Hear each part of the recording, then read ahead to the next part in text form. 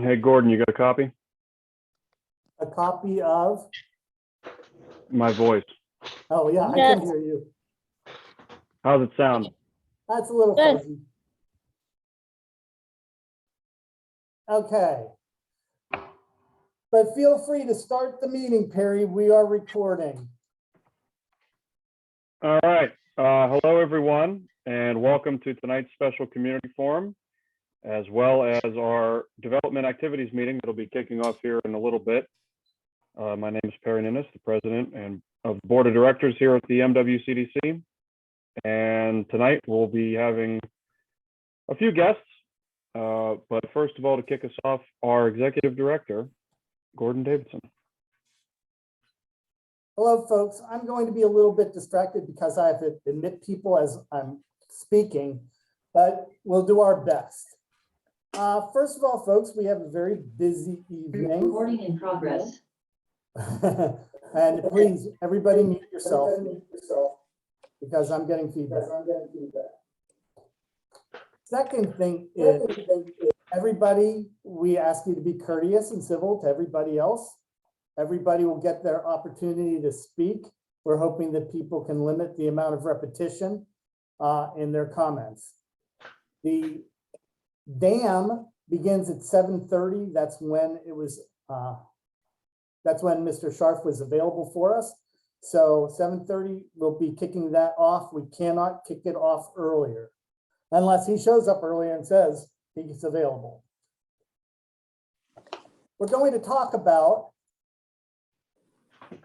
our strategic planning process. We've already had one community forum dedicated to the strategic planning process. Survive from overreacting to allergens. Okay, folks, please mute yourselves. I'm going to go over the process that we're following again. And then as an exercise, we'll look at some goals and tasks. And then I'll show you some information about our mission, vision, statement, message. And that's primarily to prepare you for the next full strategic planning meeting, which is scheduled for July 21st. We have a meeting, a community forum for June, bear with me, 16th. We don't have a topic yet. We probably will have another opportunity to have the community weigh in on the strategic planning process at that meeting. So with that in mind, I'm going to stop sharing this screen. I'm going to share a different screen when I can find it.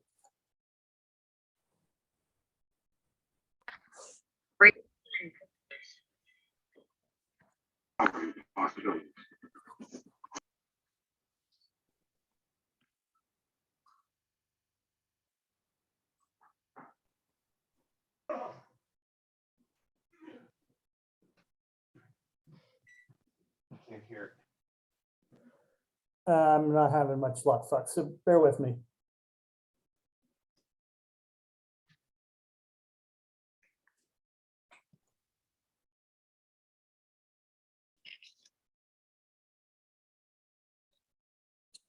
And here we are.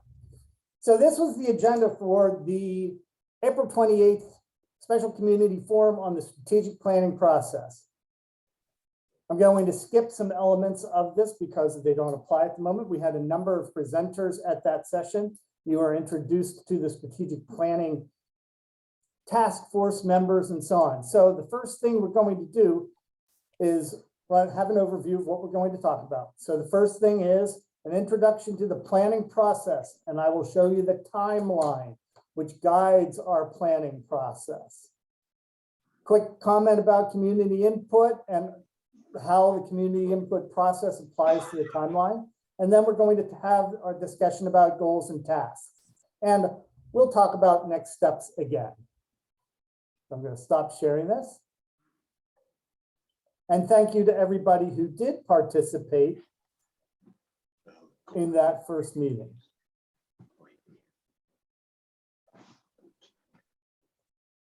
This is blast. Okay.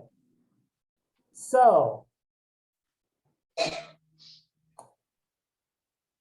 in February, we created a timeline for this entire strategic planning task force and planning process. This is essentially a year-long process. It will end in around the first or second week in December when we hope to present the strategic plan to the community. Now, this is a strategic plan for the next 5 years. That means from 2023 to 2027. Primarily, this strategic plan will consist of goals that we intend to accomplish within that 5-year time frame, activities that we intend to perform on an ongoing basis, and it'll outline some elements about the organization like our vision statement and value statement. So you can see we began recruiting volunteers in January and February. We began outlining what we were going to accomplish in the time frame. And at that point in time, we didn't even have a timeline and we were in the process of creating it. And you can see we have tasks and the status, and I'm not going to go into a great deal of detail, but I will go towards April and May, where we have some circles, which means that those are tasks that are either being postponed or are not completed. And it means that we might be a little bit delayed on those specific activities. So for instance, there is a community needs conversation, and that will be managed by task force members, not the task force itself. And that's right here. So that's why that's in bold type too.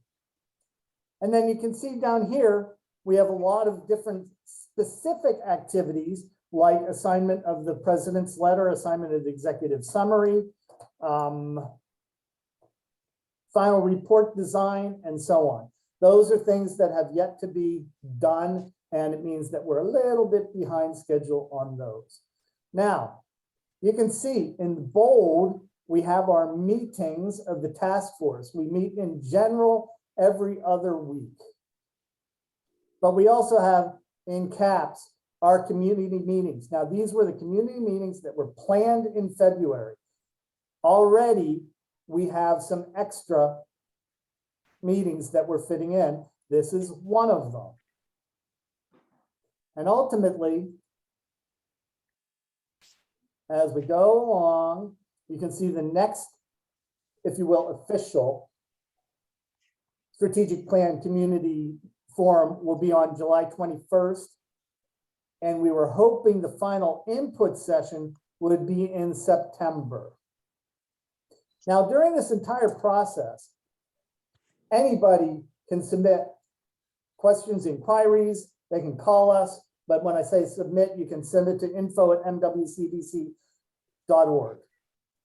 There will be documents that are being created during the process that will be shared with the community via e-blast and Facebook post.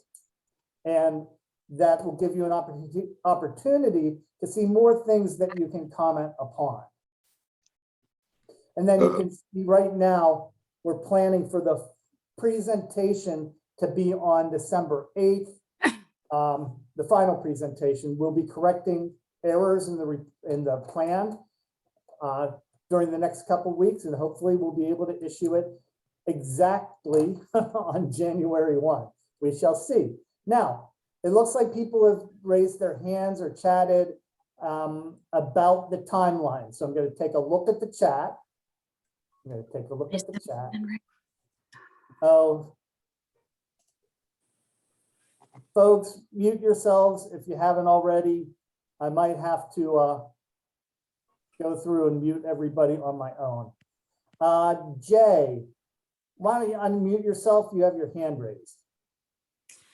I mean, if you don't stop, you won't get dessert. All right, so, well, Oh, sorry, unmute yourself again. As long as I'm paying the mortgage here, I'll dance with my life. hello? Go ahead. Okay. Well, I'm concerned as it is because why are we discussing the strategic meeting plan? Is this meeting not actually starting till 7:30? Like, because the only thing that was discussed was that this was going to be on the statue. So, That's not entirely true. You need to look at all of the posts over the time period. This was planned even for the meeting, I believe, on the 17th. Because that it was an because hour Thomas was not long. available at planning. 6:30. He was only available at 7:30. So why didn't we schedule the dam for 7:30? The dam is scheduled for 7:30. So, but why are you scheduled the meeting for 6:30? The majority of people on here, I am betting, are here for the dam meeting. Then they can I'm come on the back and strategic attend the planning meeting. committee, didn't even realize that we were having anything or presenting anything today. I'm here for the meeting. Yeah, Jay, your people are here and they can leave and they can come back at 7:30. I'll be acting as one of the trees. Oh boy, here we go. I would also like to. And folks, I can't find everybody to make sure that you're muted. Dennis wants to get out of here. Okay, so we're going to continue with this opportunity for people to make input regarding the strategic plan. And at 7:30, we will transition to the development activities meeting. Oh, there we go.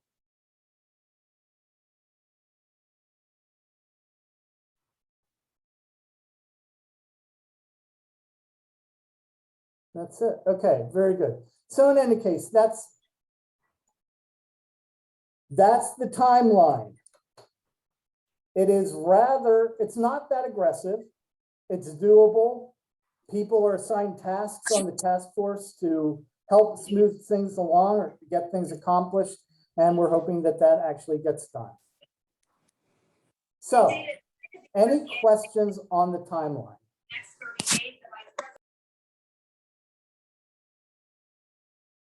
Any questions on the process that's being followed? Any questions about the community input process? Okay, I'm going to stop sharing. And I'm going to share another document, if I can find it.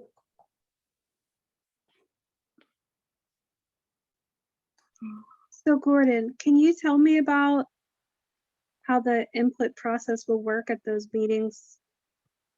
Will it be a certain time slot? Will we have to register? No, nobody has to register. It's the way our meetings have been taking place, Annie, over the last, 2 years by Zoom is there's information. Then there's an open discussion. And everybody is supposed to enter the questions in chat so we can have a record of it. And then we run through the questions in chat. So far, I don't think we've skipped any question ever. I don't think we've skipped any comment ever. But I'm trying to find my one doc. I'm going to start with this document. And it's a think piece, folks, because I'm sharing with you. Hey, Gordon, did anyone on the strategic planning committee share or come up with this information to be being shared, this document, or was this just you on your own who's not on the committee? I am the facilitator for this meeting. You're a facilitator, Yep. not on the And committee. I am explaining the process again for people who have missed it. I am introducing information about the organization, which we can talk about at any point in time. And I did share with a couple of the members that we're going to readdress the goals and task exploration process. I mean, we only have a couple members, so I don't understand why you wouldn't have shared that with all of us. Because it's the time constraint. It's time constraining to add another person onto an email. It's time constraint to prepare for this stuff. Yes, but if you were just letting me know, all you would have had to do is send an email. There's only about 5 of us on the committee. Yep, okay. Is it a problem that I shared the organization's mission? I don't think so. I will continue doing that. MWCDC has an existing strategic plan. It's available, I hope, via a link on our website. If it isn't, you can also request it by sending an email to info@mwcdc.org. In that strategic plan, like most organizations, we have a mission statement. Like many organizations, we have a vision statement. I don't know how many of you have looked at this recently or examined the mission, but our mission is to engage community, promote development, and provide opportunity. That mission was directly related to our Articles of Incorporation, which were signed in 1990, I believe. Our vision states, and it's kind of amusing, our vision states we will be the ideal community for diverse businesses and visitors in Pittsburgh. One of the tasks of a strategic planning process is to re-examine the mission and vision. The mission and vision might continue to be directly relevant. Sometimes it should change. At some point in time during the planning process, that will be examined, and that's why I'm bringing it up right now. And it's probably going to take place at the July 21st meeting. So at that meeting, the community has an opportunity to talk about what they believe a mission or vision statement should be. One of the reasons I'm presenting it now is so that you have an opportunity to think about it as July 21st rolls around. Now, I created variants a long time ago about the mission and vision statements. They're just ways of rewording them using the basic language. Now, many organizations also have a message.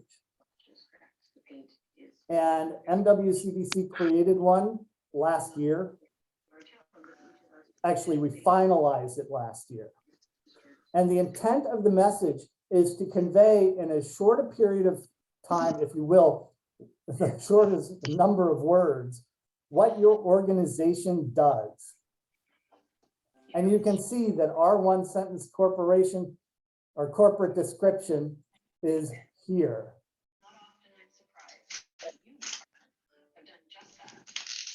When somebody asks me what our organization does, I say it. Now, sometimes I don't get it perfect because sometimes we forget whether business or housing is first. But for everybody to hear exactly what it sounds like, the Mount Washington Community Development Corporation is a 501c3 community-based organization founded in 1990 that provides business, housing, infrastructure, and community development programs and services in the neighborhoods of Mount Washington and Duquesne Heights in the city of Pittsburgh. In response to that, I have been asked, well, don't you work on parks? And to some extent we do, and that's within community development. Sometimes I've been asked, but aren't there a lot of tourists up on Mount Washington? You walk along Grandview Avenue. Where's that in your message? And that's both in business and community development. Another thing that is not in this message, but is important for people to realize, is that outreach and marketing crosses over all our activities. Outreach and marketing to the community, to funders, to the city, to the state, and so on. There are many different audiences that an organization works with. We recognize it, but this message is designed for pretty much everybody.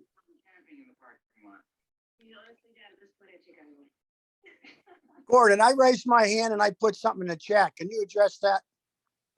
Okay, Patsy, I hadn't finished with this page. Yeah, we all know that. We know that. Okay, so chat. Lisa, regarding the input process, my recurring issue is getting information to residents about any kind of these meetings and subject matter. How to reach more people for better input, neighborhood bulletin boards, local social clubs, window posters, and local businesses are a few of my suggestions. I think, well, I should say those are all really good suggestions. They all require time. We'll look into distribution to social clubs. Window posters requires essentially canvassing. Might be able to be done. One of the problems we do have is that we've been holding a lot of meetings recently, and sometimes it's on a rolling schedule. Neighborhood bulletin boards. We have our one neighborhood bulletin board. I will admit I am remiss in updating it sometimes. We have approached the city of Pittsburgh about accessing more or creating more, and that's a real problem.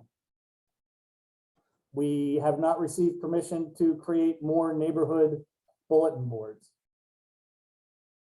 Pat, why did Gordon disband the West Promenade Committee that's got nothing to do with strategic planning that was supposed to be working to bury the telephone poles?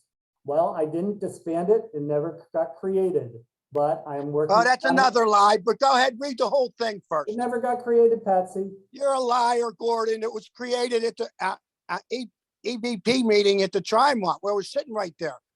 First of all, you wanted 3 people, then 6 people. You said you didn't have enough people, so I got more people, and then you said you're not going to do it. But Okay, anyway, Patsy, read the whole thing. I don't want to argue with you. Patsy, if you say I'm a liar one more time, I will ask you to stop. Okay. Just read the thing.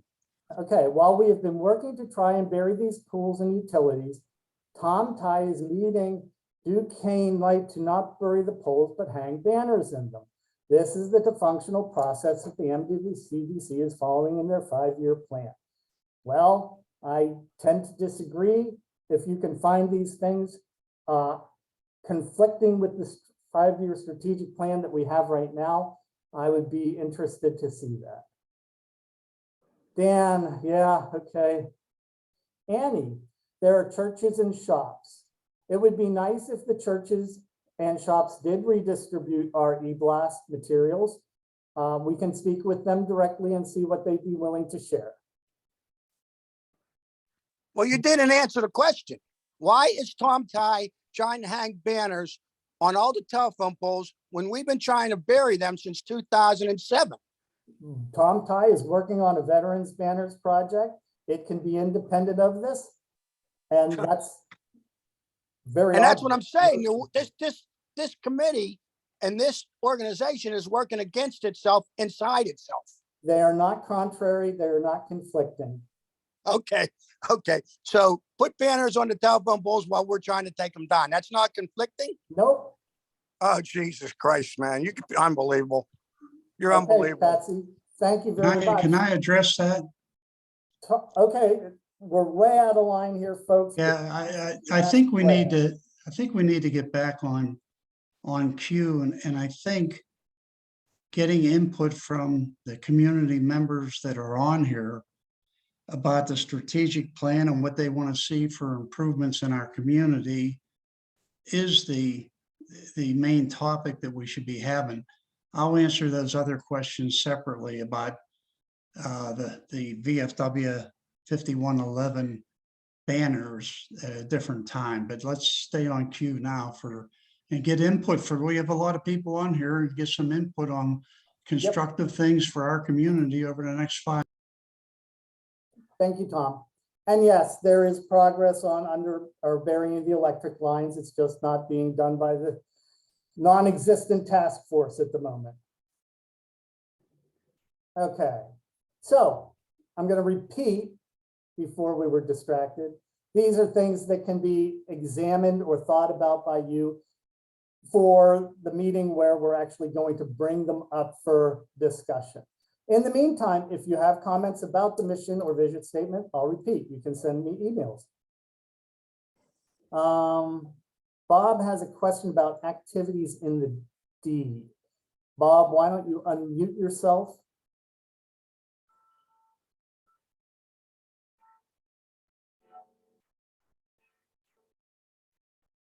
Hey, Bob, you can There unmute we go. yourself. There we go. It took me a second.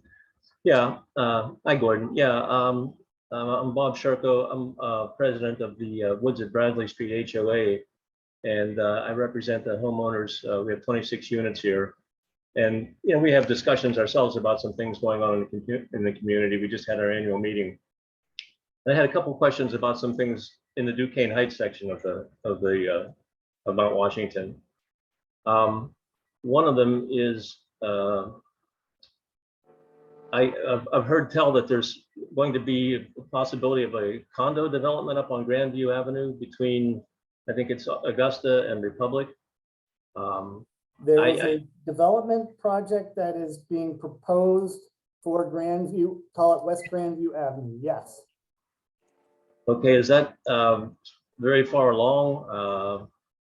One of the things that occurs to me is that it could be a good time if they're going to be working up in that area to take some of these improvements to the West Promenade up there with sidewalks and the telephone poles and all that. And maybe even working with the developer, to get some of that done. And I was just wondering, really how far along is that? Is that something that your organization can help push through? It is, and the best thing to do if you want to know about the process of a project is to sign up to Civic Central. And it's pretty easy. You should be able to just go in your browser and search for Civic Central, all one word, space Pittsburgh. You can create, it replaces Building Eye, I'm pretty sure. And when you sign up, you create an account and you can input within their system where you would like to get updates about permits and citations and so on that have been issued or are under consideration by the Zoning Board of Adjustment, the Department of City Planning and Permits, Licenses, and Inspections. So you could create your account and enter into your, I guess, search default 15211, and they will send you emails when there is a change in the system. I pretty much get an email once or twice a day, maybe. Then again, I'm looking at things more than just the 15211. In any case, when you look at that, if it's a violation, you can find out what the inspector found. If it's a development, you can find out where the development is in terms of the permitting process. The Grandview Avenue development, somebody made an error. They do have to go through a development activities meeting process. And I can't say because I don't remember exactly where they are, but normally you submit your plans and eventually get to the point where you have to have a dam. And that's when the community gets to make inputs. And then the relevant committee makes decisions based upon the outcome of the dam. Now, everybody should be aware the dam is not the be all and end all of the decision-making process at the city level. After the dam, there's a 30-day open comment period. And you are entitled and encouraged to express your comments, concerns, opposition, favor of any of the projects that were considered during that dam meeting. Okay, Bob, did that answer your question? Yeah, at least that gives me a good place to start anyway, just to make sure. I'm just curious about what's going on there, and if there would be any community involvement about other things that could be rolled in at the same time. Yep. I do have one other related question about the Greenleaf Street. Greenleaf, go ahead. At the bottom of the street, of course, we had that landslide a couple years ago, and someone lost their home. It was a bad situation, and the road has been largely fixed up. But at the very bottom, right where they were doing all the mitigation work, it's still pretty narrow. There's a lot of rocks on the road. the road isn't really finished down there. I was wondering if there's any plan that your organization is involved with, to mitigate that and really complete that roadway at the bottom. We have just been able to re-engage with DOMI under the new administration. We have at least 10 projects under consideration with them. I will have to add that, and there's another project that I just found out about. So yeah, we will add that, and I will contact them tomorrow. Okay, great. And my last point is also there's Skookum Field up at the top off of Greenleaf. It's actually on the other end of Bradley off of Greenleaf. Yep. There's a lot of cars that park up there, and it's a nice activity, but there's no stop sign coming down that hill from the Skookum Field side. And when there's cars letting out of there, it's kind of a zoo. And some of our residents have almost been, hit. It'd be nice if a stop sign could be added there. There's one on the where our development is on the other side of Bradley Street, on the other side of Greenleaf. We have a stop sign, which everyone, for good reason, stops there. But there isn't one coming down off that hill, and I think that'd be a great place to have a stop sign. Yeah, Bob, generally there's a process for getting a stop sign, and you can 311 it definitely, but I can also point it out to them. And I wrote it down. All right. Thank you very much, Gordon. That's my points. Yeah. Pat said, is the MWCDC going to be proactive about burying telephone poles and so on with the developers? And I thought that I addressed it, saying that we will be working with everybody on that project. Lisa says, thank you, Bob, and widen it to 3 lanes so the right turn can keep moving around the, and something's happening. Either my chat is truncating things or people aren't finishing typing. Oh, there it is. Sorry, bumped the enter key. Okay, around, move to Carson when everyone is waiting to merge. So Lisa, it sounds to me like you'd like a 3rd lane at the bottom of Greenleaf. Does that sound right? You can answer.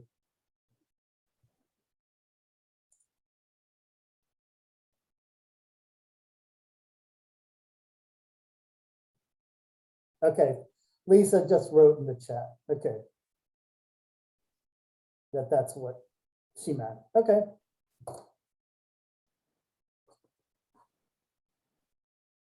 Sheen said there's no room, but that doesn't matter. What we're going to do, what we do is we talk to DOMI and find out what they have to say about a particular issue. Okay, so if we turn this into a bit of an open session, which I guess is fine. So I'm going to stop sharing. And by the way, folks, if you want this document, feel free, I'll send it to you. Now, in the first strategic plan community forum, we had 2 sample goals. And what I'd like to do is share 4 sample goals for you to think about and to use as a, guideline for creating your own. We are not, as an organization, limited to what goals and tasks we choose to undertake in the next 5 years. Now, some people might say that too many is too much. Too few might not be meaningful. There might be a sensitive balance that needs to be achieved. But we don't create goals and tasks in a vacuum, and we want to see goals and tasks suggested by the community. Last summer, we sent out a survey on Facebook and via eBlast asking for projects that the community thought would be useful that we could possibly accomplish in one summer. And we didn't get a single suggestion. At a recent community forum, we asked the same question and we got 1 suggestion, and that is to bring back the flower baskets on Grandview Avenue. Just so everybody remembers, we got a grant to do that for a period of a year or 2, and the grant disappeared, and we didn't get any volunteers who were willing to plant and or water them. It is difficult to walk all along Grandview Avenue and water plants that are over your head, just so you know. All right, so regardless, I'm bringing up 4 goals, potential goals. We call these identified. It doesn't mean that they are goals, that they can be. And maybe folks can make some comments about them or their observations, or say, yeah, you're Pat, if you've got your people who have their hands up, do you know how to put your hands down? There we go. Annie, is your hand up for a reason? Or can I take it down? Okay. Where was that? Lower hand. There you go. Okay. So folks, if you're raising your hand, I might see you, but the screen has too many people, so I might have to, cycle through. But going on, it's time to share 4 sample goals and tasks. And one thing that I'd like to hear some comments about, if you're willing, is do you think these are goals or tasks that are common to community development organizations? So let me find it. And Gordon, if I could just say, I think including these or examples might be a good idea. I think a lot of us didn't know what are some of the things that could be done within a year, and what are some of the things within our capabilities. So okay, so first of all, a goal or a task could be something that's achieved in a year or less, or in 5 years. If it takes longer than 5 years, it shouldn't be in the strategic plan as a goal or a task. Maybe it could be a task, but it can't be a goal. And maybe there's some big projects that we have a special category for. In addition, at some point in time, there will be, I hope, an entire list of identified goals and tasks that people can comment on. And that project is still in progress. So here we go. Here are some sample goals. I'm going to read the first one. Prepare an in-house resource for referring inquiries regarding provision of social services. Now, you need to understand, or I want you to understand, all these sample goals come from various different sources.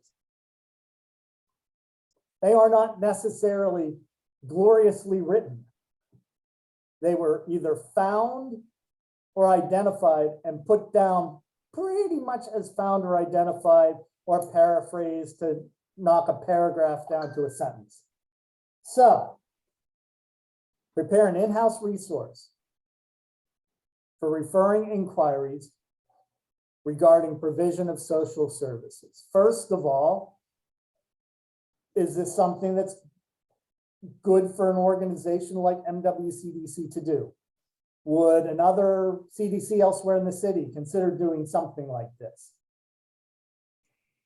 Do people need this kind of service? So, comments? Because I have quite a few. So maybe somebody else can start off and just say, no, I don't think anybody should be doing this. Or yes, it sounds like a good idea. So GK raised their hand. So GK, unmute yourself. So I just wanted to add that, yes, this is actually a service that was once provided by the Mount Washington CDC back in the early 2000s. There was a gentleman employed that assisted everybody with filling out LIHEAP applications is one example of the many things he did. I think it would be a very big help to the community as a whole. You're talking about Alfonso Randolph.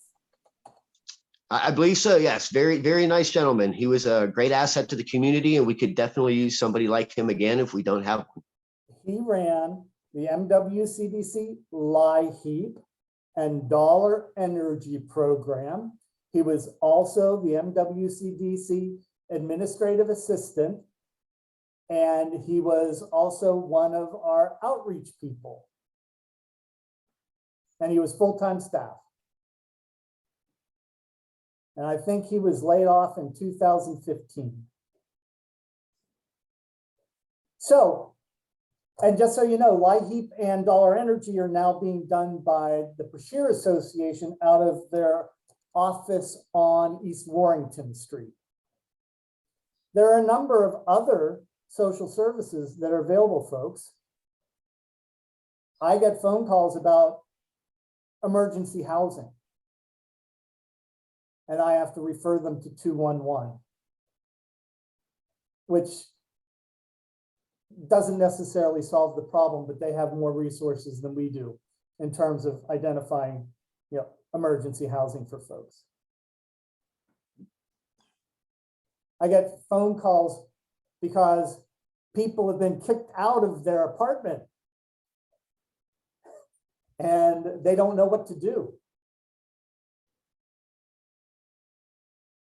MWCDC does have a program.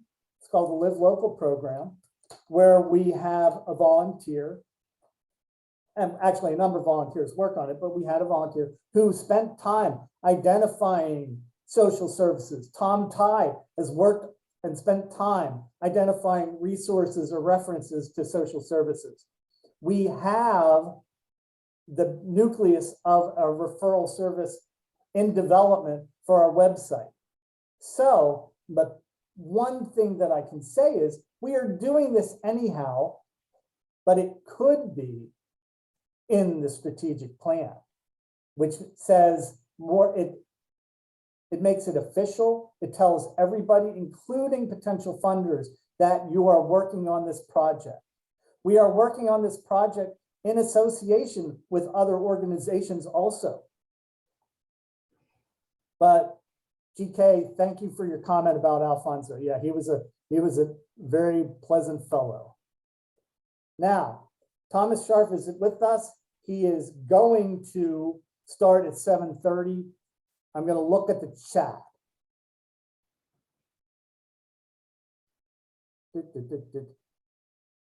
Why was Alfonso's position eliminated? Because we didn't have money for it at that point in time, as we were transitioning all our resources involving Emerald View Park to the Pittsburgh Parks Conservancy. And that's what was fundamentally paying for his salary. Emily agreed social services info on what's available and how to apply would benefit the community. KG sounds like a good idea, but you also need to improve your methods to communicate with people to ensure they know information is available. Many people who may need assistance may not have email and Facebook, and that's absolutely correct. Okay, we're getting a number of people coming in, but it's 7:15. So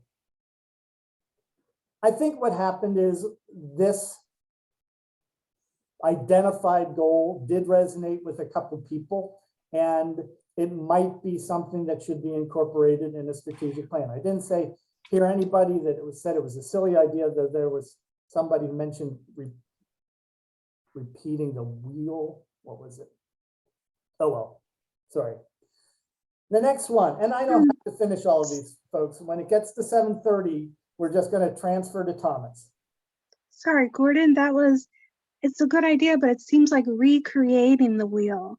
It seems like we're part of a big city that has all these things. So it's great to know so you can refer people. Yep. But I don't know how much I'd spend on that. Yeah, this is a referral service. It's designed to have information that people can go to. They say, I need to know who to contact about this one thing. And we might have Annie, that information. Annie, Yep. I'll say this, with social services, many people aren't aware of the social services that they can turn to for help and the availability. Oh, totally. So if they had somebody in the community, if the community group was helping, at least to be able to tell them where to go, that would be a good resource. But there's many Yes. people I've met that aren't aware of services and things that are available, such as, I met a guy in occupational therapy, wasn't aware he could get rides. He was on Yeah, I Medicaid. know. But so, I That's mean, and huge. that's something too that could be incorporated into the website. So, Mhm. Yeah, even just throw the links on. Yeah, Yeah. that can be the way it works, Annie. Okay. So the second one was, pardon me, create a business promotion plan, including at least one business promotion brochure. That doesn't mean a brochure to promote one business. It means a brochure to promote businesses. the best way to promote businesses would be doing a newsletter and then adding the businesses into the newsletter. Then people would be interested in actually reading it. But again, those funds disappeared. So,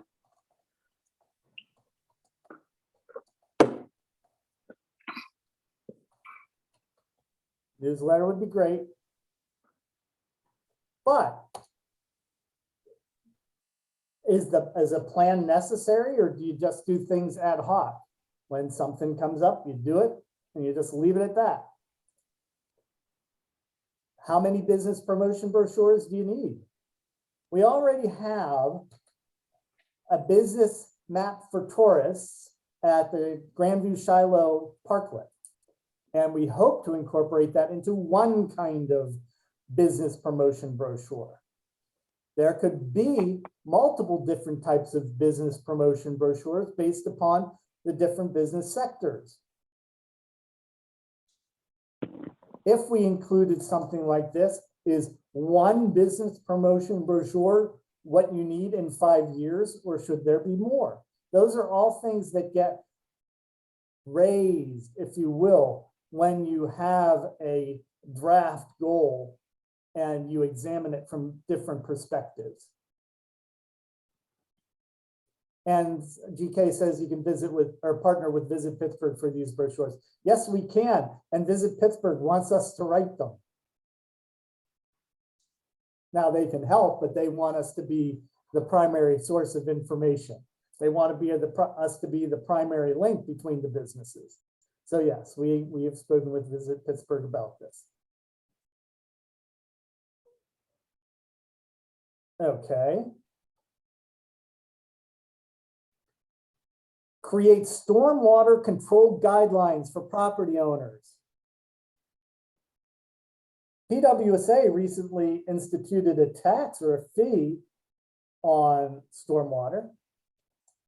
Stormwater runoff is considered to be a problem on the mountain, not for flooding necessarily, although some people are flooded, but because it causes a lot of problems further down the hills.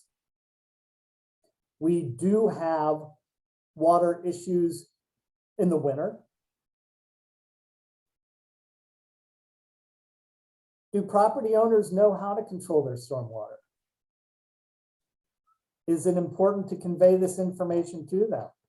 Is it important to do it through some kind of guidelines? Does anybody here have problems with stormwater? yes, we have problems with stormwater from the Better's property. There you go. He cut down all the trees and left it empty, and on my yard and my neighbor's yard completely flood. But that's Yes, more of a okay, developer's so issue Someone than here development.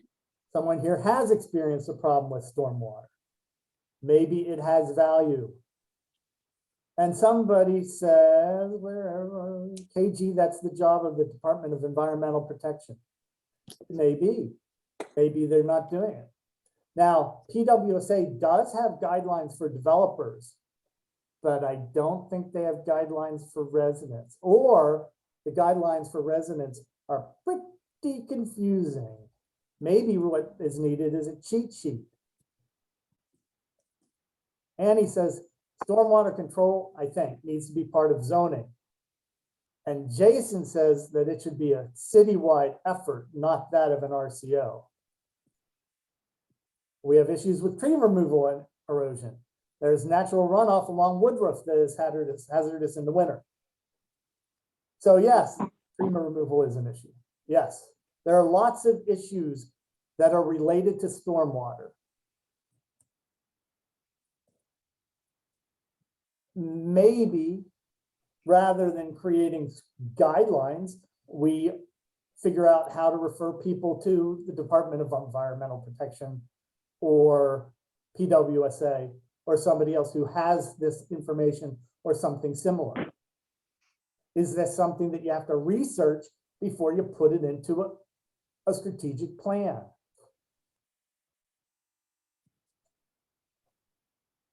The last one is promote Emerald View Park on an ongoing basis. Is that a goal?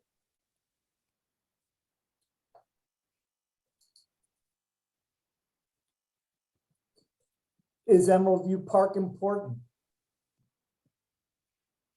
Does it need to be promoted on an ongoing basis? Well, if you're going to do something on an ongoing basis, it's not a goal. It's something else. I've been calling it a task, but I've also been told that people think that's confusing. So maybe we come up with a different name for something you're going to do as, let's call it a standard operating procedure. Is it an activity? I'm actually going to type that down.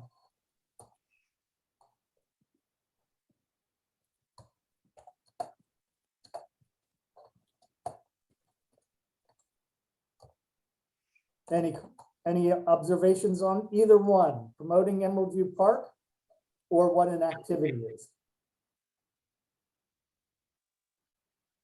Okay, I'm going to look at the chat. Lisa talks about the runoff from Woodruff that's caused serious problems and maintenance problems.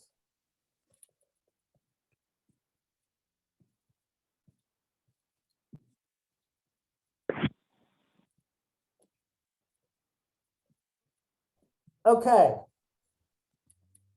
Oh, there's another chat. Annie B says, sounds more like a mission. Okay.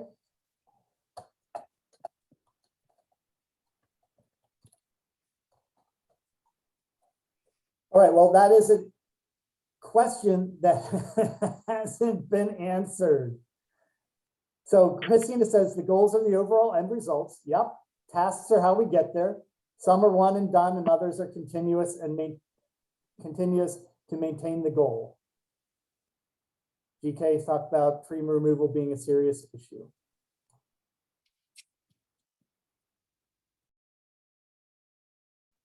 I'll repeat, this is something that will be revisited and eventually will be decided upon and eventually will be made very clear in the strategic plan, even if it's not clear now. So, next steps. We're definitely having the meeting on the 21st. We might have an interim meeting. The interim meeting will be designed primarily to inform people who haven't attended the prior meetings about the process, where we're going, inform them a little bit about goals and tasks. And I apologize right now and ahead of time if this is a bit repetitive, but in the future, I will not go through the process in as much depth.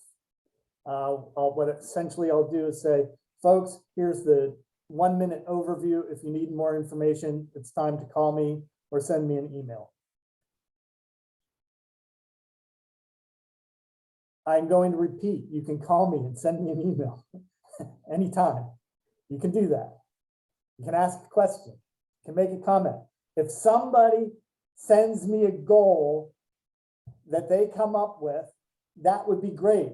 So far, the only goals that we have received has come from Jay. So a little more input would be pleasant to see and or hear. But I don't want to hear them unless you call me. If I hear them from you when you call me, I will write them down, but I won't be doing that in a meeting. Otherwise, send me an email at info@mwcdc.org. With that, I'm going to, I think it's close enough to 7:30, folks. Oh, well, we're getting more chats. I'm gonna go to them first. Da-da-da-da-da-da-da. Jay's asking me to wrap up. Promotion of the park seems like it should be something to be a job for city parks. And you can say that. And it's also a job for the Pittsburgh Parks Conservancy. It doesn't mean that other folks can't, chime in or pitch in, but that's a good comment. Homeowner's Guide for Stormwater published by PADEP. That's from Kate G. And I'm gonna,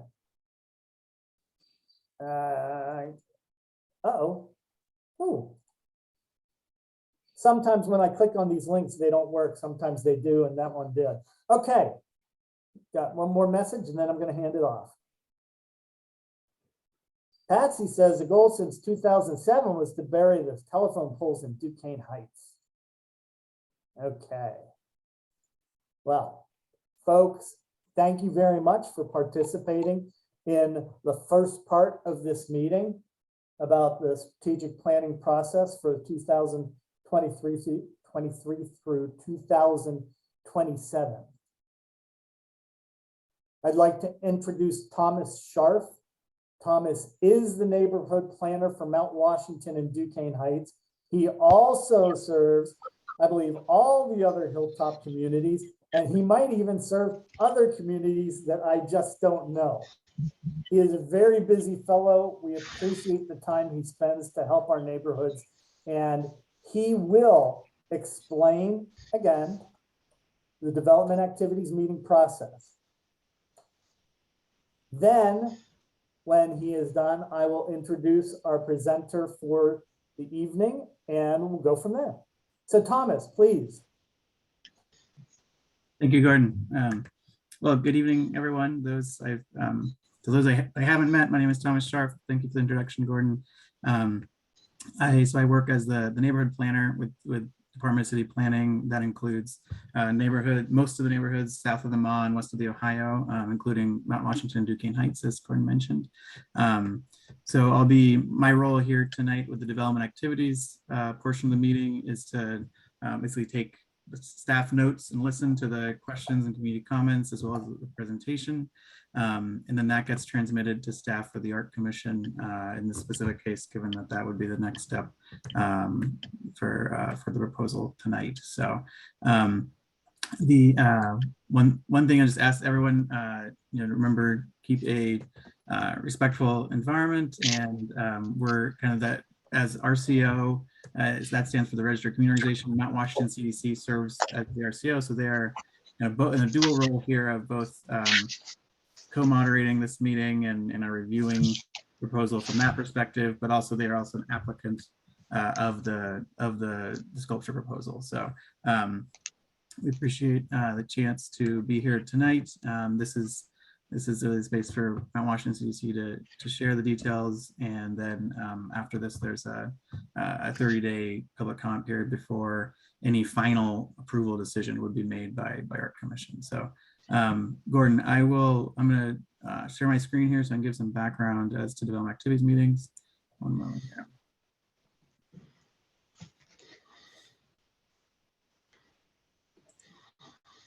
Okay. Is that coming through okay? I see it. All right, great. So the kind of a primer background overview on what are registered community organizations, what is a development activities meeting.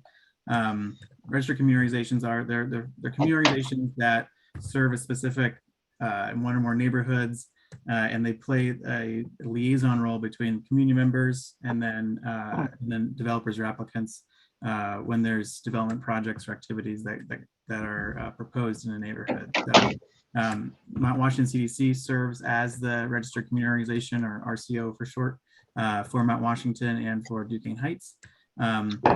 What the development activities meetings are for is to really ensure there's like a space where the community can be informed about a project by an applicant, and then also have their questions and comments raised and answered to the best of the applicant's abilities. there's some cases where an applicant may need to kind of continue to look into something past the meeting. That's also can happen. And as I mentioned, the notes from this get transmitted to the put on the city website for the development activities meeting website, and then also to the specific staff for the commission, in this case our commission, for our commission's awareness about what was raised in the meeting. So there's certain, not necessarily every development gets a development activities meeting. It depends on if it meets certain thresholds. In this case, like, because it's an application to Art Commission, that meets the threshold, but there's also other types of developments that if they're going to Planning Commission, if they're going to Historic Review Commission, if they are of a certain scale or size, if they require use variance with the Zoning Board of Adjustment, those also involve development activities meetings. This slide here goes through that in a little more detail. Just for purposes of time, I'm gonna kind of won't go into every element here, but it basically explains how when it's of a certain size or scale or nature, then you do need a development activities meeting, and kind of bold at the bottom here, the application to Art Commission involves a development activities meeting. So the Art Commission process, there's kind of a specific process when considering development activities meeting in relation to the Art Commission. Art Commission hearings, they always occur on the fourth Wednesday of each month, January through November. So they're currently scheduled, they start at 2 p.m. On that fourth Wednesday. And then a development activities meeting is required 30 or more days prior to an Art Commission hearing, at which the Art Commission may issue a final approval decision for the project. So that's kind of the key determinant here. The key element here that's and RCO. Another one said, is there a timeline of minimum notice ahead of a damn meeting? Please. And I'll give a quick answer to that, but if there are questions, I'll take questions afterwards. But yeah, there's a 10-day notice that the RCO needs to provide to the community in advance of a development activities meeting. So that the exact method of doing that, the city defers to the RCO under the communications plan in their when they develop when they apply to be an RCO. So what I was mentioning was that there's, so the development activities meeting needs to happen 30 days or more prior to when there's our commission hearing involving final approval decision for a project. There are also, our commission does also hold what's called conceptual review hearings that do not involve like a final approval decision. And those are like a preliminary hearing. Those do accept, there's also testimony allowed at those, but those are treated differently than the final decision approval hearings. And so that when there's final design review, that's kind of, you count back from that the 30 days to make sure you have the dam prior. So the soonest at which Mount Washington CDC could go to the Art Commission for a final review decision of approval would be for their Art Commission June hearing, even though, as I understand, what I've heard is they are going to Art Commission for the conceptual review, that preliminary portion this week, this Wednesday. So as I mentioned, testimony public comments are received for all Art Commission hearings. Art Commission requires applicants submit their materials by 3 weeks prior to the Art Commission hearing. So that means the first Wednesday of the month. And then Art Commission typically posts their upcoming agenda and materials on their webpage 2 weeks prior to the Art Commission hearing on the second Wednesday of the month. That's typically what they do. So I've listed the link here. So for example, if there's a change to something presented in a development activities meeting, the version going to the Art Commission to be kind of confirm that what's exactly going to the Art Commission, that would be available as of 2 weeks prior to the Art Commission hearing. And then to attend an Art Commission meeting, you can join through this Zoom link. This is also on the web page that's listed right here above, pittsburghpa.gov/DCP/AC. You can join by phone with the number listed here.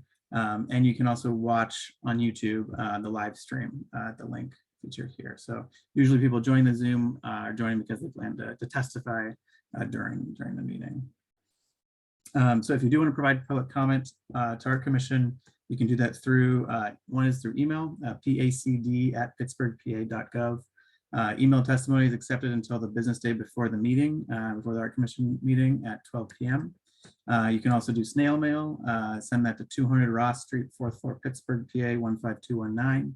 And the mailed testimony must be received by 2 business days before the meeting, if you want it to be considered as part of that specific meeting. And then you can also always join the Zoom meeting, use the raise hand function to request to speak during when the agenda item comes up about the specific project, or call in by phone and press the *9 to use the raise hand function and be called on to speak for the agenda item. So these other slides are relative to the other boards. So I won't, for time purposes, just because we're focusing on our commission tonight, I'll skip through those. This here's information on contacting Pittsburgh City Planning on social media. But I wanted to make sure you had that information as well through this process. So there's, there's from this, basically you could, assuming that Mount Washington CDC, if they go forward with a hearing as planned with our commission this Wednesday, testimony could also be provided for that, as long as email would have to get in by tomorrow at noon. But there will be continued reception of public comments by our commission up until the deadline to turn in public comment before the June hearing, assuming it's going to, if the application goes to another hearing in June with our commission.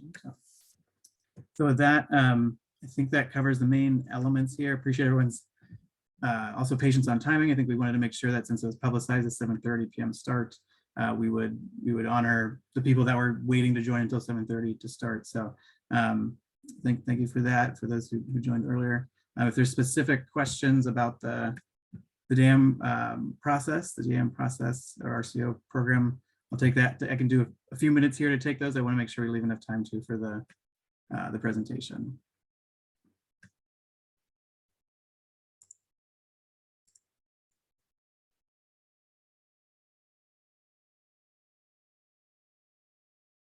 So I do hear something in the chat. Let's see here. Okay, it looks like there's a question about, is the MWCDC our RCO? Yes, the MWCDC is the RCO for Mount Washington and for Duquesne Heights. The minimum notice, yes, that's the 10-day notice minimum before a dam meeting. There's a comment about the actual Art Commission hearing. So as I mentioned, there is a Art Commission hearing in 2 days. That's May 25th. That was the decision of Mount Washington CDC to pursue that. That is not the hearing at which a final approval decision, where basically the Art Commission could not give final approval in the meeting in 2 days. They are not authorized to do that. So they would, the earliest they could give an approval saying yes to the proposal would be in June, because that has to be after 30 days after the after this meeting tonight, this development activities meeting there. So that's the key thing to have in mind. But do be aware there is a meeting in 2 days. There is, would be a presentation and discussion with our commission. Typically our commission gives kind of initial feedback and can give a sense of whether the offers, a sense of whether it's on trajectory or not. And they also have different options of how they could decide in that first conceptual review meeting in 2 days. Options everywhere from denial to allowing it to proceed towards a final review. So there's kind of a range of options that are also on the available through the Art Commission website.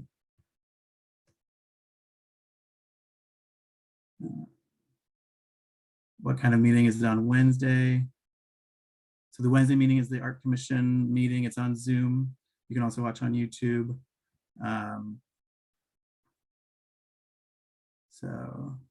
But yeah, there's evidence, or there's material presented in the conceptual review meeting, and assuming that goes forward in 2 days, that is a place where the applicant can present information, and there are certain decisions and motions that our commission can vote on, but they couldn't do a final approval until the earliest being June. I think, and there's a question about communication with the community. So that's where the RCO really is the responsible entity for giving notice about development activities meetings 10 days prior to those, And from the city side, we coordinate with Mount Washington CDC as we receive proposals too that come through. And we aim for, I think collectively there's an aim to try to give earlier notice, the better. Sometimes notice comes through. Sometimes I on the city planning side might learn of something with relatively short notice, but we want to make sure there's always that minimum 10-day at least notice given to the community. And that I would have to defer to Gordon exactly how he and Mount Washington CDC provide communication. But there are specific channels that should basically be based in best practices to inform the community. And so based on their communications plan. If people have questions about RCOs, I'm going to stop sharing here really quick. I can put just a link for RCOs in the chat.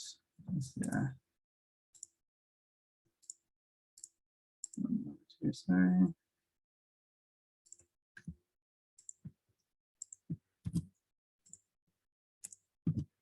So this is the page for RCOs. And then for development activities meetings. I'll send that in the chat one moment here.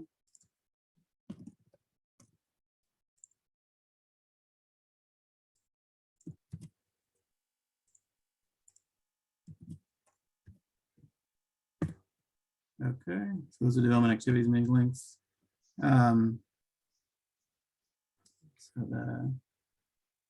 Yeah, so I think it's generally to ensure you definitely can speak in the hearing, it's best to try to reach out early to the Art Commission, but it may be a case where you attend and they may let you speak just when you attend in that in the meeting itself. But it's usually if you want to be kind of sure you can get a spot, then register with them, check with them in advance. But yeah, there's maybe opportunities to speak just by showing up. So. Okay, I think I'm not seeing other. I think that covers kind of the main questions that are coming through.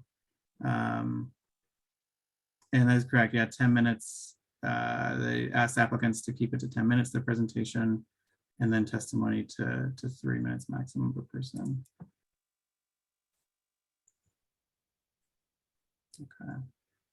Okay, so Gordon, are you ready, or do you know who is I just unmuted myself. Thank you very much, Thomas, and thank you for answering the questions. Thank you. I am now presenting our presenter for the evening. His name is Greg Panza. He is a co-chairperson of the MWCDC Development Committee. He is a real estate agent. He is a former board member, and he is a former employee of MWCDC who was responsible for the Main Street transformation of Shiloh Street quite a number of years ago. And much of his work is still evident today. With that, Greg, unmute yourself and proceed. What's that? Turn it up. Got it Hello, right. can everyone hear me? Can. Hello, can everyone hear me? Yes. Okay. Hi, thank you all for attending tonight. Just want to give you just a brief history of this project here and how it came to be, and what we're, share the information that we're going to be presenting at the Art Commission, and then take time for any questions that you have. So long and the short of it is, it's a very simple project. Jane Seymour, who many of you may know, is a very famous actress, but she is also an artist. And she has designed this sculpture called the Open Heart.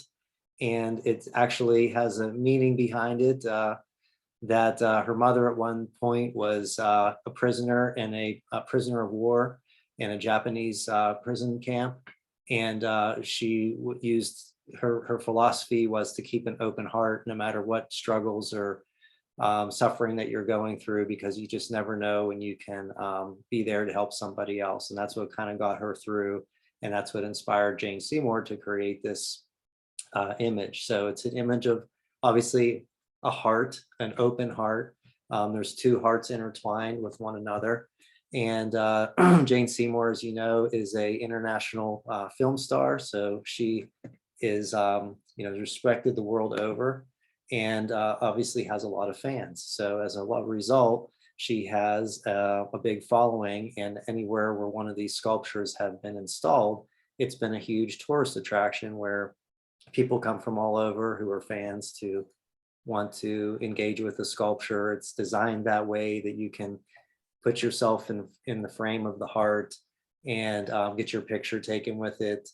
And our sister city, Bradenton, a gentleman who's very involved with the visitor tourism down there, was the one that approached us because he's a Pittsburgher. He's from Pittsburgh, and he's very connected with the Pittsburgh Pirates. Bradenton, if you don't know, is Pittsburgh's sister city. And there's a picture of the open heart sculpture in Bradenton, Florida, along their river walk. And so they had visited, because this person is a Pittsburgh native. He felt that Mount Washington would be a great place for this sculpture to be installed, where people could engage with the sculpture, and that the heart would, have the dramatic backdrop of the city of Pittsburgh skyline in the background. So, of course, he reviewed it with Jane Seymour's team, and shared with her what a great location it would be. She had actually visited Pittsburgh and agreed that Mount Washington would be the ideal place for one of the sculptures. So we had to think about where the best places of that sculpture could be. And this was just really a pipe dream, when it was presented to us a couple years ago, and it was all contingent upon whether or not they could raise the capital to, cast this bronze sculpture and ship it here and whatnot. And we took, left that completely up to them, because this is something that they wanted to propose. And they told us that should they ever come into the financing, that they would be back in touch with us. So, fast forward till January of this year, out of the blue, after not hearing from these people for a long time, they said, "Hey, great news. We came up with a funding. We were able to get a donor who's willing to pay for the entire thing, for the fabrication and the base and everything for the sculpture. But so what do we need to do in order to get this installed on Mount Washington? Oh, and by the way, we want to have it installed in July, because Jane Seymour is actually going to be in Pittsburgh for the Celebrity Care Fest weekend. And that's her, given her busy film schedule, she's filming a Netflix series right now, that July was the targeted timeframe that they, wanted to have this installed. And as we all know, things don't really happen quickly in the city of Pittsburgh, but we said we try our best. And so when we talked to the city and we learned about this art commission process and the types of drawings and everything that were going to be required, we had to engage the help of an architect and an engineer who have both donated all their services pro bono to explore the Grandview Avenue locations to see if, where was the best place given, their load calculations and everything and the drawings. So, we've been working with this City of Pittsburgh Public Works to get engineering drawings for the overlooks so that this could even be explored. And so part of the art commission process, as was just explained to you, is that we need to present this to the community at a DAM meeting before we can present it to the art commission. And so Gordon, maybe you might want to pull up the drawing of the architectural drawing showing how this would be placed on the overlook. And sorry.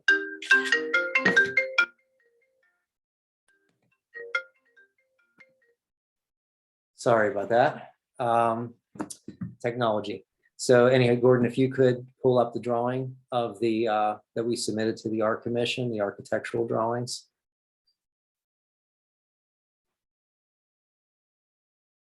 Okay, so this is showing the round overlook. Now, this could be put in either location. We felt either in front of the library or in front of St. Mary of the Mounts Church. We felt that it would be interesting to put it on either one of those because there are so many wedding pictures taken there, prom pictures taken there. And obviously the heart is a symbol of love.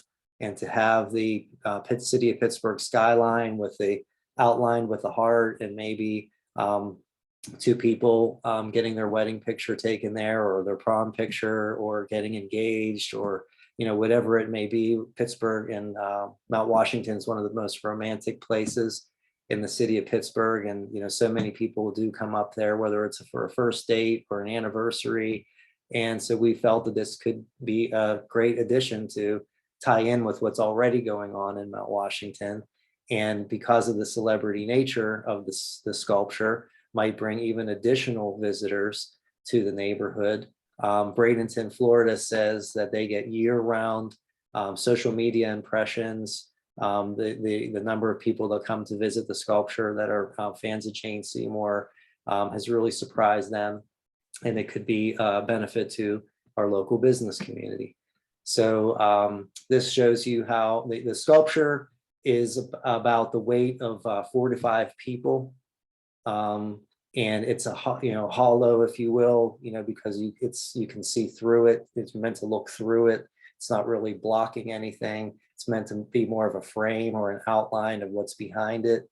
And it sits there in the center where it's not too close to a railing. It's not going to be in the way of anyone wanting to get up close and get the sculpture behind them and just go up and appreciate the view on its own. And I think that's about all I could tell you. Tom, is there anything that you wanted to add? Would you guys mind just clarifying, if there's any more detail about the specific locations it would go, and then also your process with the Art Commission, next steps? Okay, as I mentioned before, I don't think there's a preference.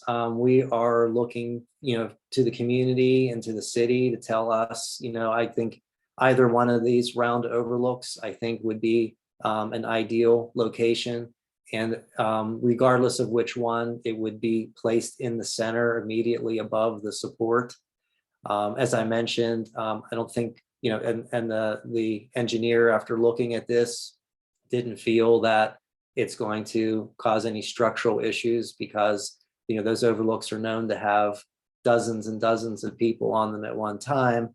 And this is only really the weight of 4 to 5 people, like put right in the center, right above the column support. So we're not cantilevering it or putting it out towards the edge. We're putting it right in the center. And in regards to the Art Commission, what was your question about that? I know I kind of share what I understood your plan to be, but just if you could describe what you plan to do, the process, the steps with Art Commission. Yeah, the process. Wednesday, right? Sure. The process would be, from what we understand it, after we hold this meeting here and get some feedback from the community, bring this to the Art Commission this Wednesday and present it. They've already have the access to these drawings and have been kind of reviewing them already in advance. So the 10 minutes we have is just kind of a review. And then they can, ask any questions of us that they have of it as well. So for them they're all design professionals. So they might have, some unique questions to bring to the table about the piece and its placement that we might not have thought of. So that's what the Art Commission is there for, to review anything that's, comes before them. And then after we get the feedback from them, then, the way we understand it is that there's a period of time that they take to, take everything under consideration. And then it wouldn't be until June until we'd have anything conclusive. But like we said, this is kind of a fast track project, and they are hoping for a late July unveiling where Jane Seymour has already committed, should this be approved, that she would come here and unveil the sculpture herself. And so we feel that this could just be a great, make national news that Jane Seymour came to Pittsburgh and came to Mount Washington. And from what I understand, she's very approachable, and she's looking forward to it. When she unveiled us in Bradenton, she had a chance to really engage with a lot of the public and the community there. And so, we thought when this was brought to us that, what a great opportunity. Here's a sculpture from a international film star, a very famous person. As far as we know, there's nothing controversial about Jane Seymour. She doesn't hold any, political beliefs one way or the other. She's not controversial in any way. This is about a symbol of love. It's a heart, and it's free. We don't have to do anything. We all we need to do is find a place for it and embrace it and welcome it to our community and enjoy all the benefits that it comes along with it. Thank you, Greg. And one just quick question. So you're planning after this May Art Commission hearing, you would plan to try to go to the June Art Commission as well? Is that, sorry if I missed that. Yes, we understand, because this is just for conceptual approval, and then the Art Commission might have some thoughts that they would want us to consider, and then, or they might just tell us in general, hey, you know what, this don't see any reason in moving forward. There's just too many objections here that we can, and but if they encourage us to move ahead to the next round, then we would move forward to the next round and hopefully get the approval that we need in July, early part of July, so that we could have this installed by the end of July. Okay. I'd just like to add maybe 2 points. Is there is a misconception that this was a formal proposal back in 2019, and that's definitely wrong. It was a theoretical exercise by the people that from Bradenton, sort of pie in the sky type of thing. And it, as you already explained, it didn't become reality until they found a donor that could finance it. And the other thing is that the tourism that it would attract, and it would be renowned. Monday Night Football and all the sports activities would be sharing pictures of that, along with the view of the city of Pittsburgh. But the tourist attraction has a profound effect on the small businesses, and we have been trying for a number of years is to find a way of getting those tourists back into the businesses on Mount Washington so that they can benefit from all the tourism that's up here. And this just adds to the amount of people that will be coming from all over the world to see Pittsburgh, the greatest view in the world as far as I'm concerned, and the different sculptures and statues like the George Washington statues. It's just the main attraction overall. Can I say something? Because I've reached out to the community with several polls on 2 different sites, and the majority of the people are against having anything on the overlooks. If you look into the history of the overlooks, they're designed for the view. That's not going to bring any benefit to the businesses. We already have the tourists coming up and going to those before games on a regular basis. I see them walking up here, taking the inclines. That to me becomes a default. The issue too that we're missing somehow, I know that they're saying this is 40, 50 people. These overlooks get packed. We now have scooters that people are training themselves to use on the overlooks. These are dedicated historic monuments. We've already lost part of the sidewalk that then turned into, we had to remove parking and then move the sidewalk over because this hillside has issues. So adding any extra weight is just unnecessary. There were suggestions in the polls that I made. People did suggest possibly putting it on the Shiloh Way. People, putting it into where, if you want them to go towards the businesses, put it down and into there. These are just things that were suggested, but I really don't, the major opinion was that people did not want it. They didn't want the statue. It didn't represent the city. It's not any ties to the city. It's going to cost the taxpayers money to bring her here.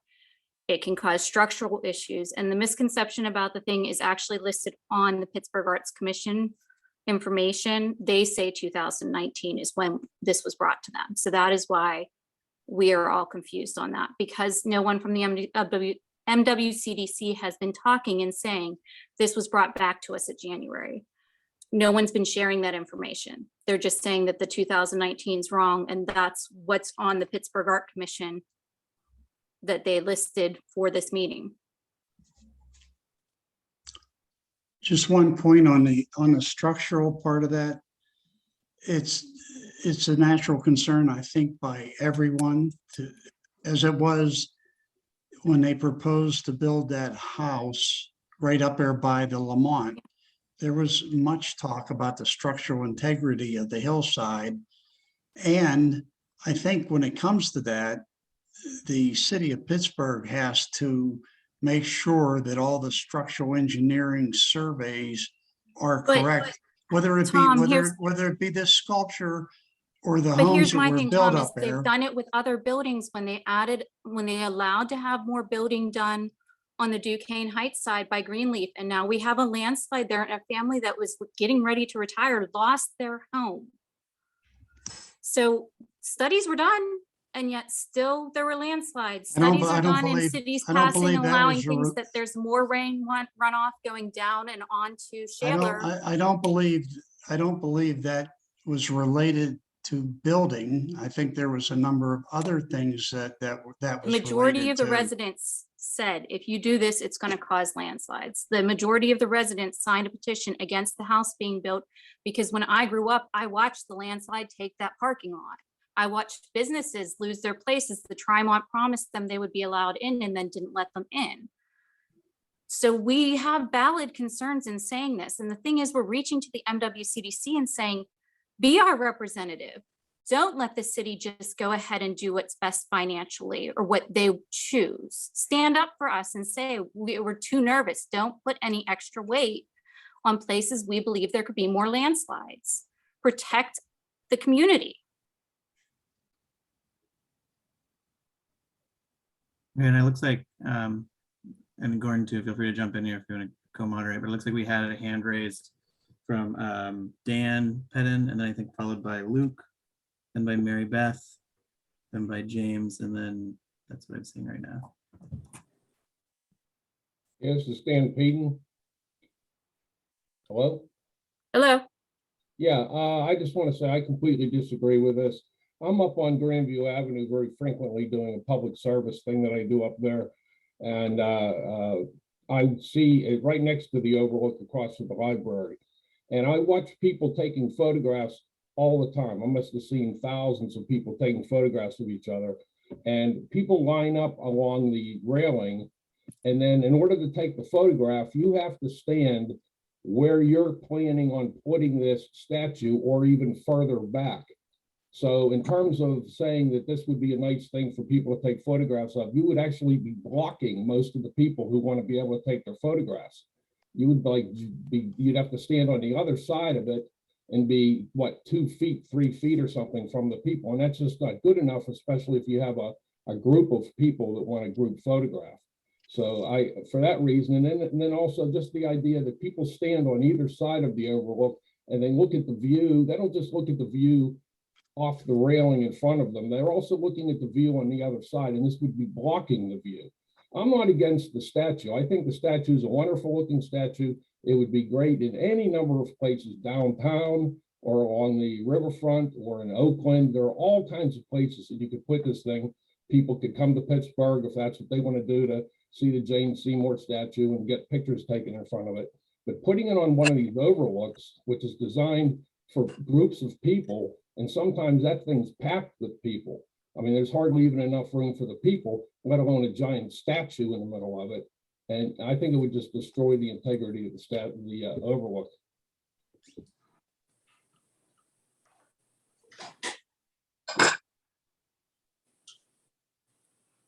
There's, I If don't know if there's a Dan's response done. from the applicants. If not, the next person was Luke.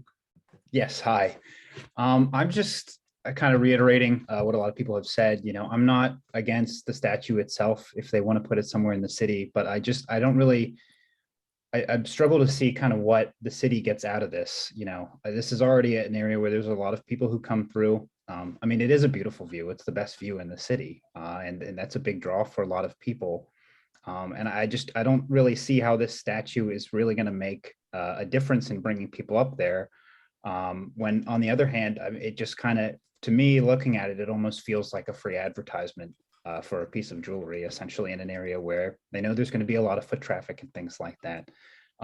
So yeah, I would agree with what's been said here, that this is, if they want to put it somewhere in the city, I just don't think this is the place for it. And I also really struggle to see how this kind of connects to the goal of the neighborhood to draw more people to Shiloh Street, because it's, you know, the overlooks are a little bit down Grandview Avenue away from Shiloh Street.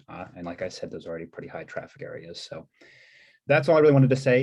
If there is, you know, they do want to add art there, I would personally prefer that it was someone from Pittsburgh, honestly, than Mrs. Seymour, who I'm sure is a very nice woman, but doesn't really seem to have any connections to the city or this region. And that's all. Thank you.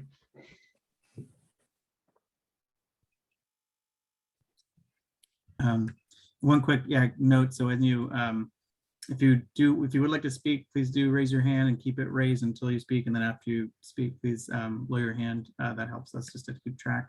Unless you would like to speak again and keep your hand up. And then we will, I know we're also getting a lot of comments and questions in the chat. I think let's try to move through. If you would like to make verbally voice, you know, raise your hand. After we get through that, we'll go through the chat as time allows. And then with, you know, if things don't get addressed, that would be something, Gordon, I would ask if that's something Mount Washington CDC could also, you know, make sure we get the chat information to you all, and then also incorporate chat questions or comments also in the notes. So I think the next person we had was Mary Beth, I believe.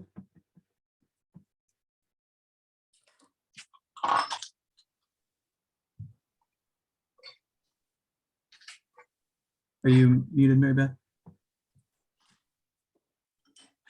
Yeah, can you hear me? Yes. Yes. Okay, thank you. This actually is a question for Greg, who did the presentation. Greg, through your presentation, you had frequently mentioned about, we have made the decision. We think this is a good idea. We have heard from. Well, I live up here on Mount Washington, and we is not part of me. Where's the voice of the community in the process of this whole development phase? It seems like the development phase has been decided, and we are being presented without a voice in the process of the development phase. I love Dr. Quinn, Medicine Woman. I watched her for years, Jane Seymour. I think her jewelry's beautiful, but this is not the protocol for Mount Washington. Where is the feasibility study to show the data of business increase that would occur up here? So these are questions that I have, and I just don't think that we, the voice of the community, had any process in it, Greg. Thank you very much. Can I respond to that? Sure. Well, it was, you know, the part of the process is, you know, this has all happened so quickly, as we told you, and we wanted to present it to you all tonight and get your feedback. So we're getting your feedback now. It's very much appreciated. And that, you know, this is how the process is set up to work. So, you know, this was something that we just had to do a little bit of exploration on, and, you know, put something together to present to the community for feedback. And that's why we're here tonight. I'd like to add one more thing to that, because the dam process, which I've said to some people individually, is a rather quick process. Up to this point, we always had a preliminary meeting prior to a community meeting when there was a development or issue like this. And the public was invited and notified of a preliminary meeting. And they were very worthwhile and served a great purpose. And then we had some partial community input before it went to a full community meeting. And Thomas might be able to comment on this, but that process of having the preliminary notification has been eliminated. And now we can have the short notice like 10 days before and have to have the dam meeting. And the dam meeting is to do what we're doing tonight, is to talk about whether it's this or other developments, the merits of those developments. So it's not an ideal process, I can tell you that. Don't you have it in person?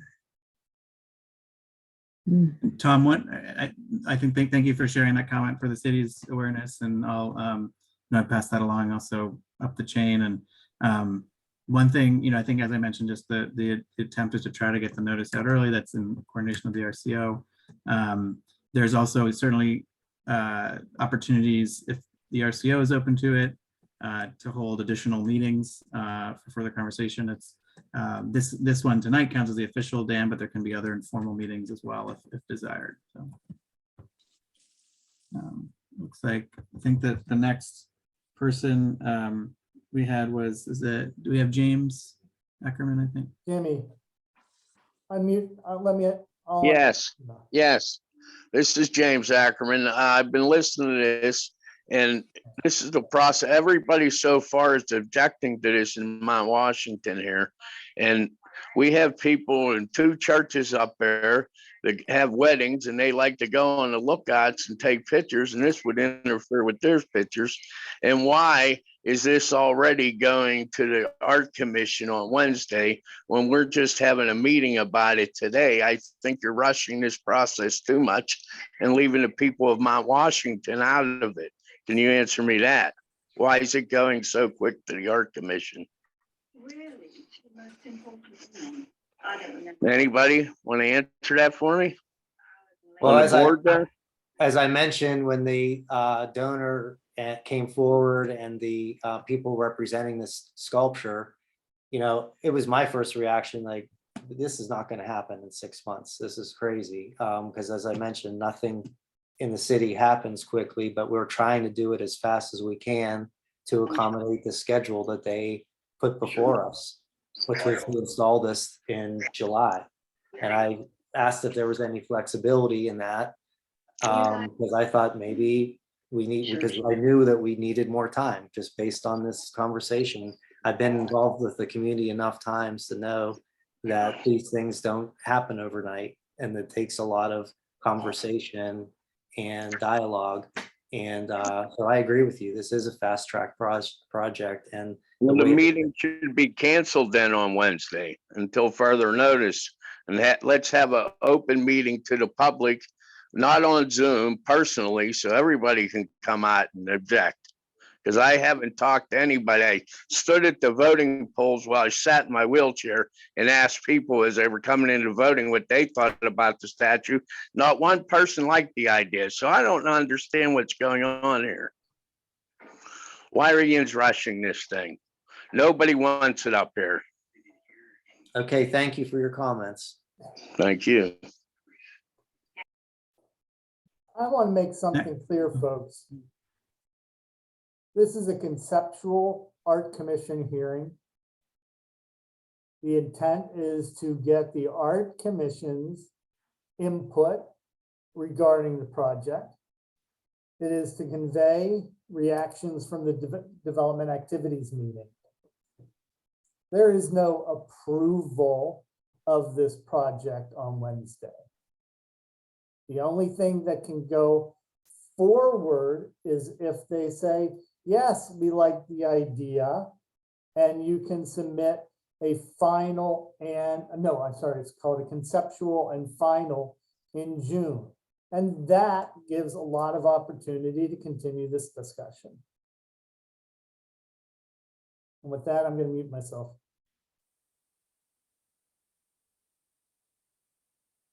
Thank you, People Gordon. who've raised their hand, Mary Beth, is your hand up or down? Oh. Okay, I'm going I think Mary to Beth had spoken. lower your hand. Gordon, I had. Brett/Emily. Yeah, Brett, what do you Emily. Yeah. think?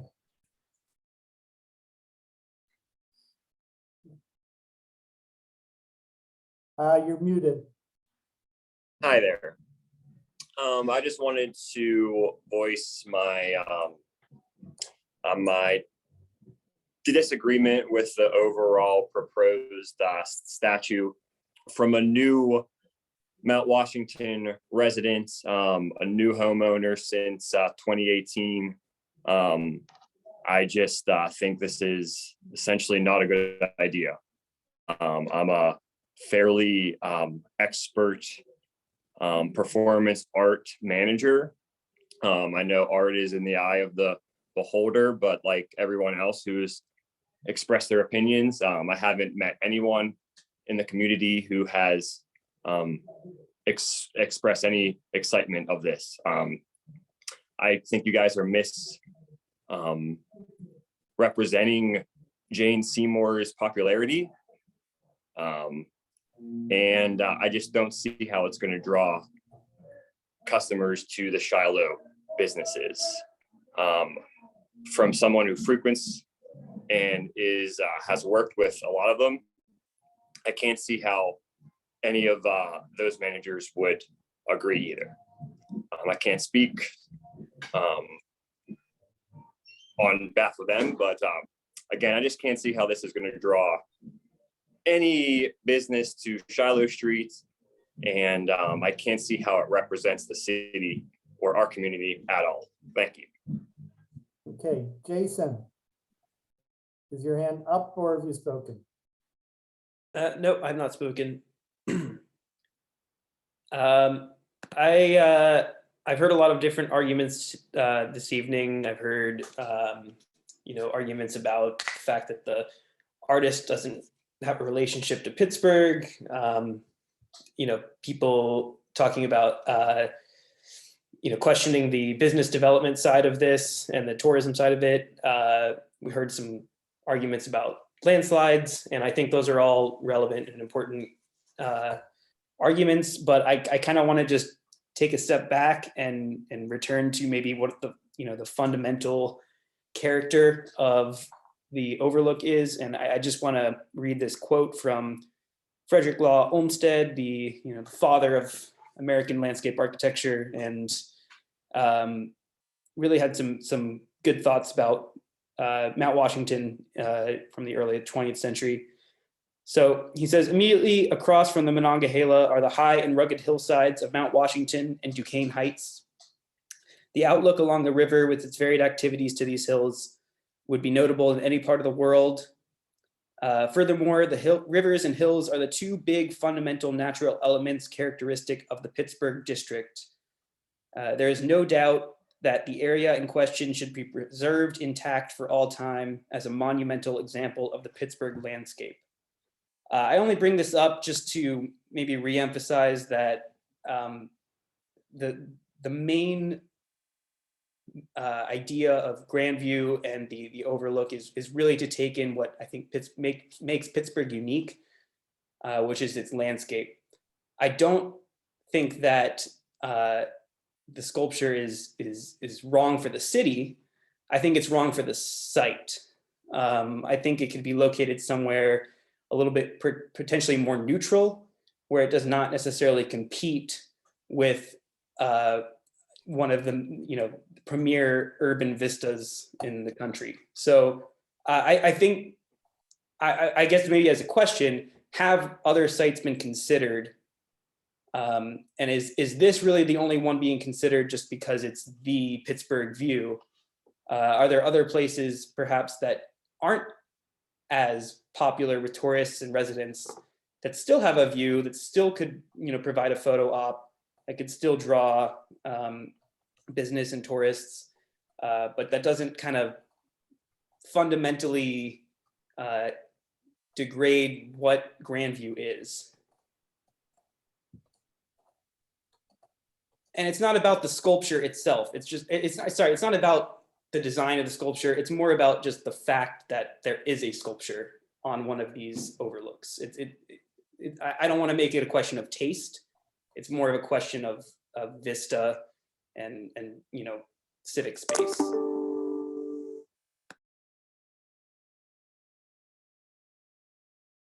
Well, all I can say is that this was their preferred location. Obviously because the sculpture is meant to be, it's positive, negative space. You're meant to kind of view through the sculpture and have it frame what's beyond it. Anywhere where it's installed, there is some kind of view or vista behind it. So for it to just be in some corner of like a business district, for instance, it wouldn't have the same appeal. The artist's intention was that it would have some type of a dramatic backdrop behind it. That being said, surely there's multiple sites around Pittsburgh where that could happen. But we obviously, if it doesn't happen here in Mount Washington, we won't have any, involvement with it. They just came to us to say, we'd like to try to put it in your community. What do you think?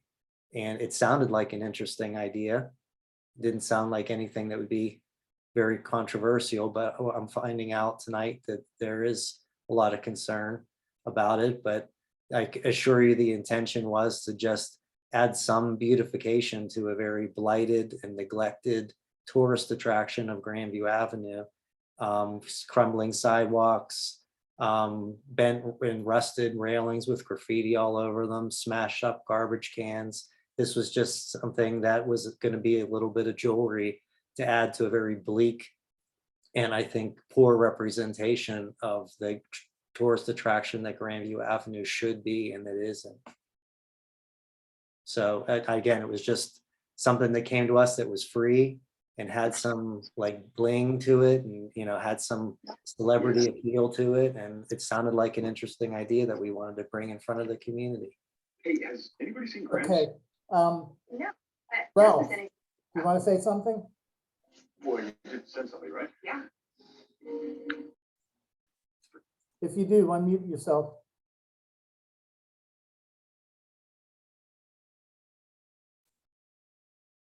Ralph Sinclair, are you going to speak? Unmute. You have to unmute yourself up in the corner of your screen. There we go. Thank you. So I didn't know I was next, but to reiterate with a lot of other people about the statue being in the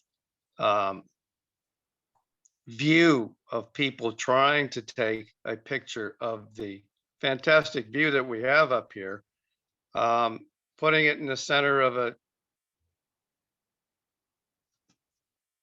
the overlooks would certainly detract from the possibility of getting a large picture and the view, especially if you wanted to do a panoramic view, because you would need to be having that smack dab in the middle of most of these pictures that people want to be taking. Another point is that I guess you guys are saying that the artist wants to have it either at St. Mary's or in front of the library. If you really wanted to promote the business district, why not put it down in front of Shiloh Street? But I still don't think that's a good place to be on an overlook. But then I imagine that they would not want to have it over at Grandview Park, which certainly has a lot of room to be putting something like this, which would get people to go on other parts of Mount Washington. So I have no problem with a statue, although there's a lot of people who don't think that she has anything to do with Pittsburgh, and they'd like to have some artist that has a connection with Pittsburgh putting something here. But I agree with most of the people that are saying that putting something on top of any of the overlooks detracts from our fantastic view of the city and what people really come up to Grandview to look at the city. It's to look at the city's view, and they get pictures of people with that view. So some other place other than the Overlooks could be acceptable, especially Grandview Park, I think. Thank you, Ralph. Bill, unmute yourself. Hey, guys. First, I want to thank Gordon and the MWCDC for having this forum. And I especially want to thank Tommy and Greg. You guys are volunteers and you're going out and doing a lot of this work, and I really appreciate it. However, I'd like to sort of voice my opposition and agree with a lot of what was said tonight. I think the location is incorrect here to put it on the Overlooks for many of the reasons mentioned.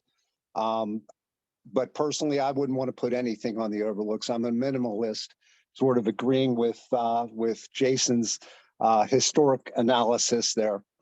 But you know, that's me. I'd be against a statue of Joe Majorak that was made by Jono over in Allentown, being on one of the Overlooks.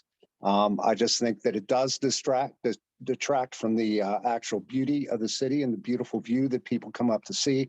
We're going to have those people. We get 1 million visitors a year already.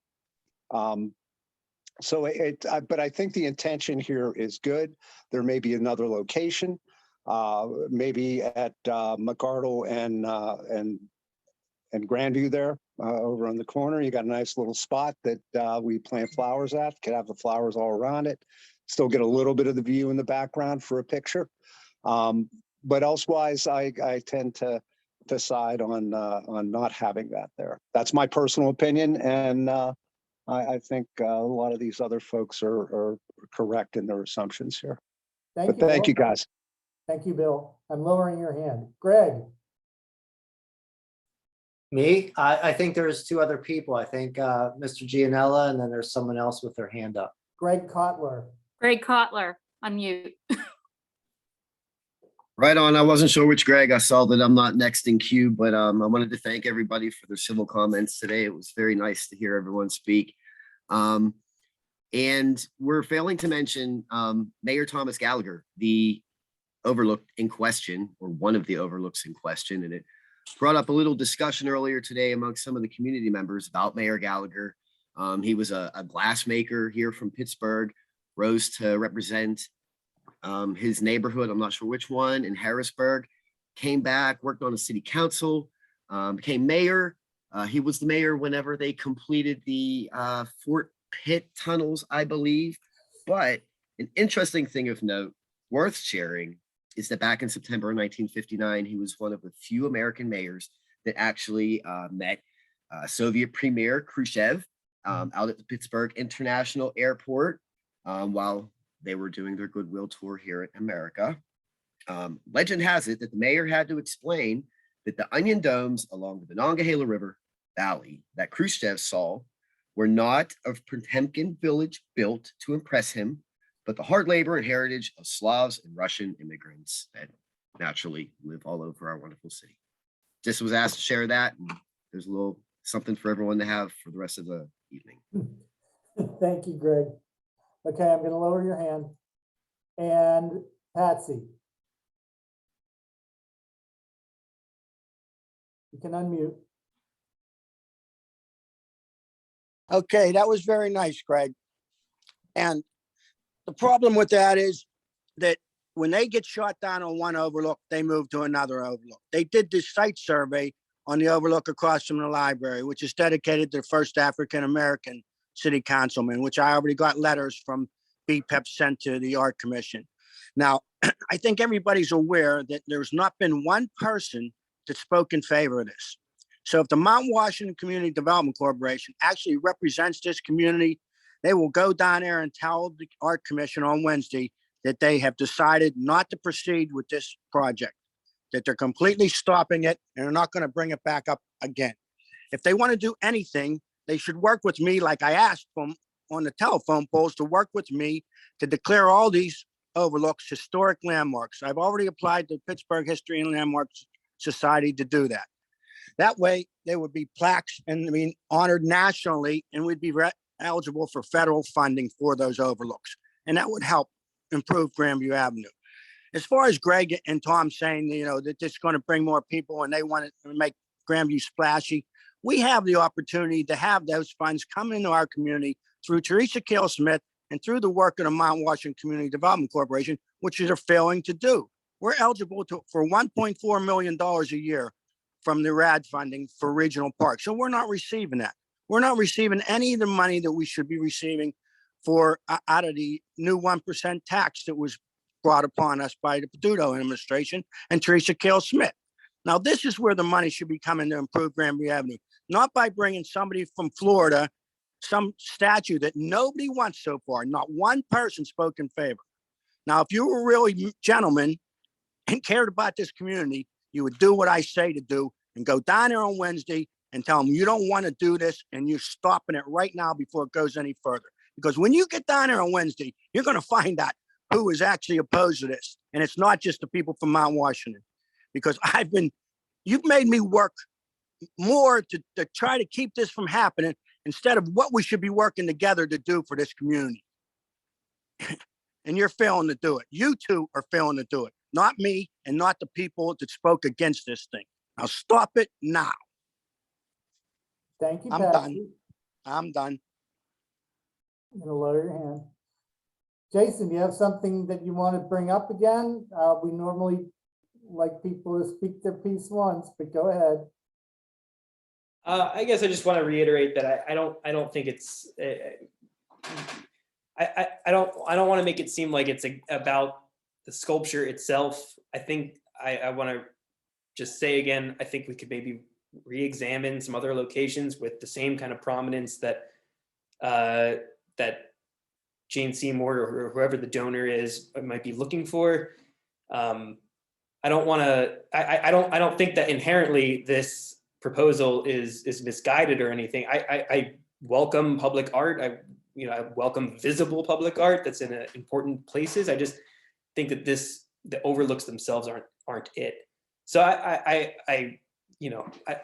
want to push back maybe a little bit on the arguments against the sculpture itself, and that it's the fact that it's connected to Florida or that doesn't have a Pittsburgh connection. I just think I do welcome any proposal for public art, and I really do appreciate this is being put in front of us. So I don't want to make it seem like it's like we don't want public art or anything like that. It's just the overlook is almost like there's like a sanctity to the overlook that can't be imposed on. That's all. Okay, Jason, thank you. Thank you, Let's not repeat ourselves, folks.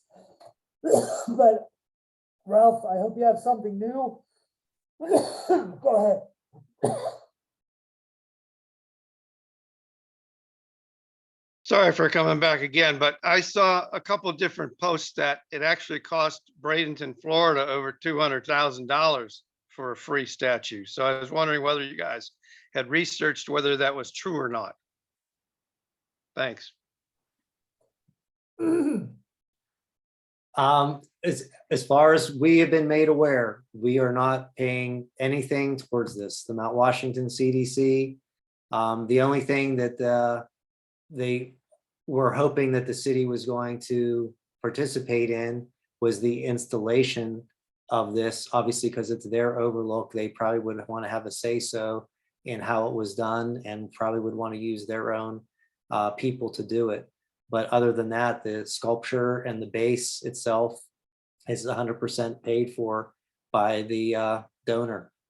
And so again, just to echo what Mr. Gianello was saying, I don't disagree with him at all in regards to what needs to happen on Grandview Avenue. And I think it's a disgrace the way it looks right now. And we should all be working together with a unified voice and wondering what we can do to improve the city. It's something that seems to be falling on deaf ears. Looks like there are some plans in place, but obviously I'd like to see those too. But this was something that was just something that kind of fell out of the sky.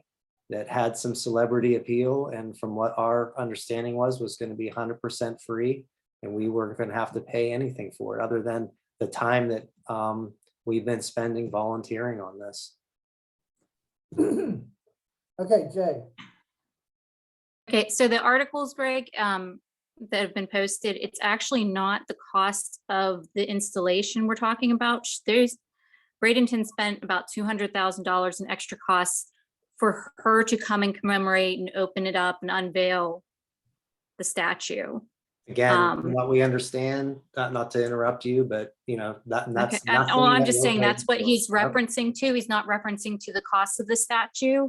He's referencing to the issue that they didn't realize there were going to be these additional costs for her visits. I think that's the issue. And I mean, I'm not going to get repetitive on things, but I just wanted you to know that. And again, on the polls that I took, everyone was pretty much against anything on the thing. There were people that were open and saying, where else could we put this? What other things can we do? I'm for art, I'm for having things, but this is just, it's not the right place. So I'll stop on that. Thank you.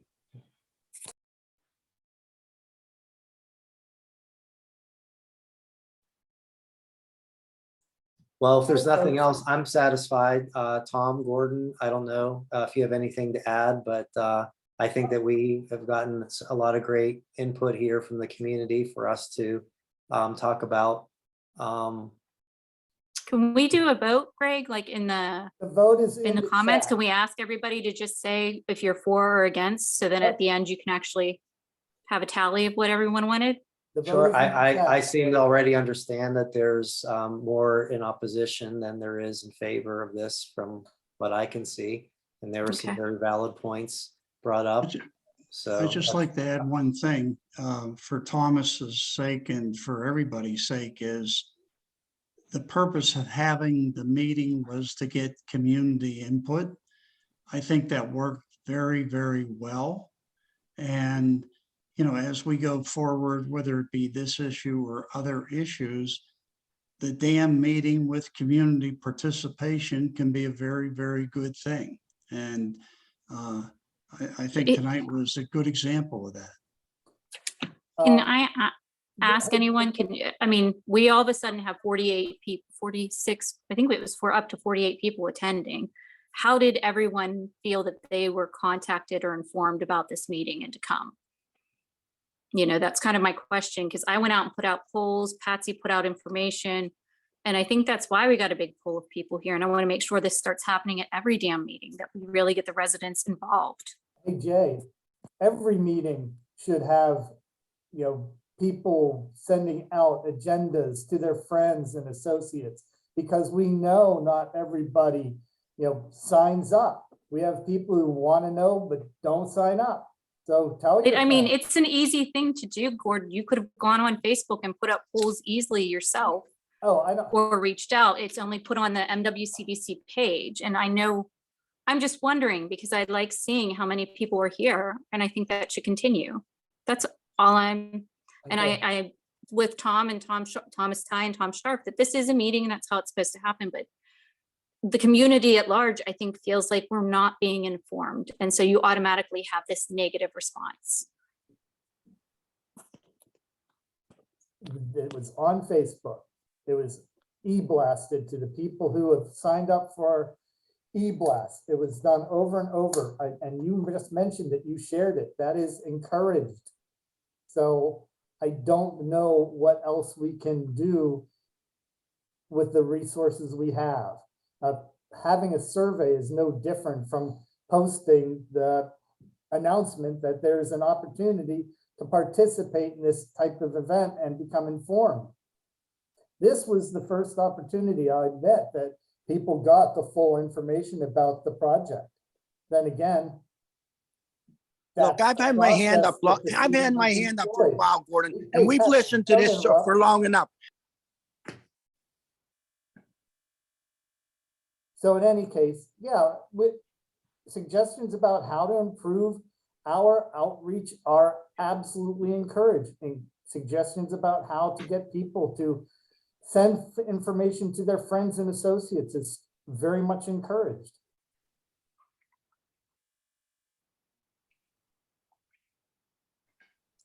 Patsy, you've raised your hand. Go ahead, unmute yourself.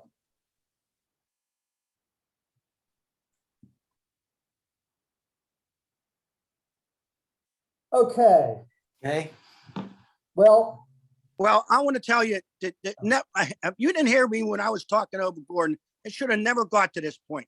This is disgusting what Greg and Tom did to this community. And I can't hold myself back any longer. Don't tell me this is the first time that you could have brought this to community and it's going to the damn meeting on Wednesday. This is disgusting. All of you should be ashamed of yourself. Everybody on that board and everybody in the CDC. Patsy, You've I'm not wasted my ashamed of time, the myself people in at the all. community's time for Thank you nothing. for your comment. That is typical of not being professional at a meeting. Oh, go And shove it, Tom. it's sinful. It's sinful. We've had some very good, intelligent discussions tonight, and you have to ruin it with your I don't final. think he ruined it. I think there's just the issue of it just needs to stop in general. But I think he's been working very hard at reaching out to the neighborhood and to the people and trying to get the information. And so he's frustrated. I So, think it's great that he's reaching out. Nobody, But there's then never been that's- any he's- criticism to that extent. but I think it's the factor that as the community, we feel that that's the MWCDC should be reaching out to the community. It shouldn't be a matter of depending on Patsy to reach out or me to do polls. That there's room for this to be done, and you can say there's limited resources, but literally I proved that I did a poll within 20 minutes. I did 2 different polls and communications, added options for people, Okay. took in information to do to, that's not something that would take up so much time. That's And I got we have all of But my resources. Gordon's also sitting there and answering the phone and answering emails and writing proposals and doing other things. It's easy to sit there and criticize, like when you don't have to do the work. I'm not saying that. What I'm saying is I stepped forward and I did polls, and it doesn't take very long. So it's something that could easily be worked into a day. It's not that Okay. complicated. If you think that, where do you think I should be holding a poll? I think that making the community informed about dam meetings is a huge part of being an RCO.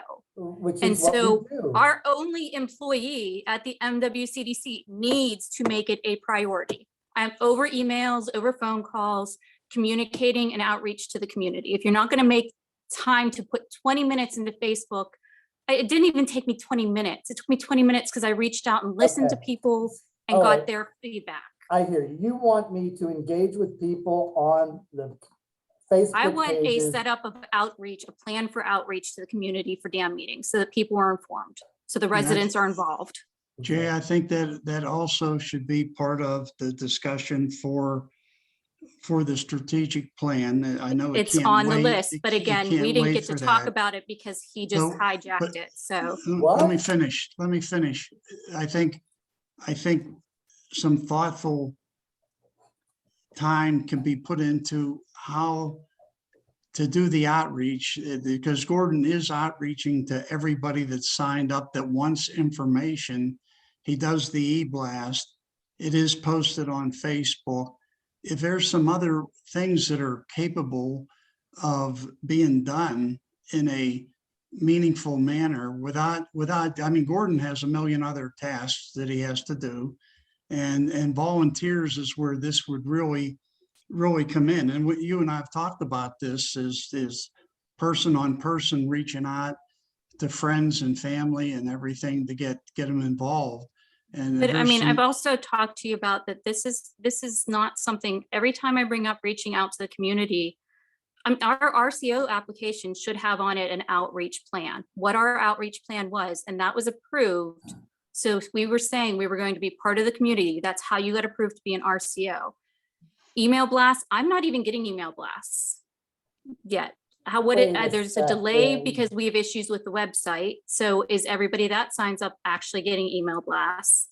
Okay. And I'm just saying, I took a little bit of time. I don't understand at any point in time where you couldn't find 15 minutes to do polls to reach out or to share on. We share business information to promote the businesses, but we don't really make sure we're sharing on all the other sites and Facebook pages this information. And I'm sorry, I don't mean to be taking up everybody's time or holding on to this. I'm frustrated. And these are all things I have said to you, I have said to Gordon, and I keep getting told resources are the issue. But if you are an RCO, you have to at least be, it took me 15 minutes. 15 minutes. You don't have 15 minutes in your week, Gordon. No, he doesn't.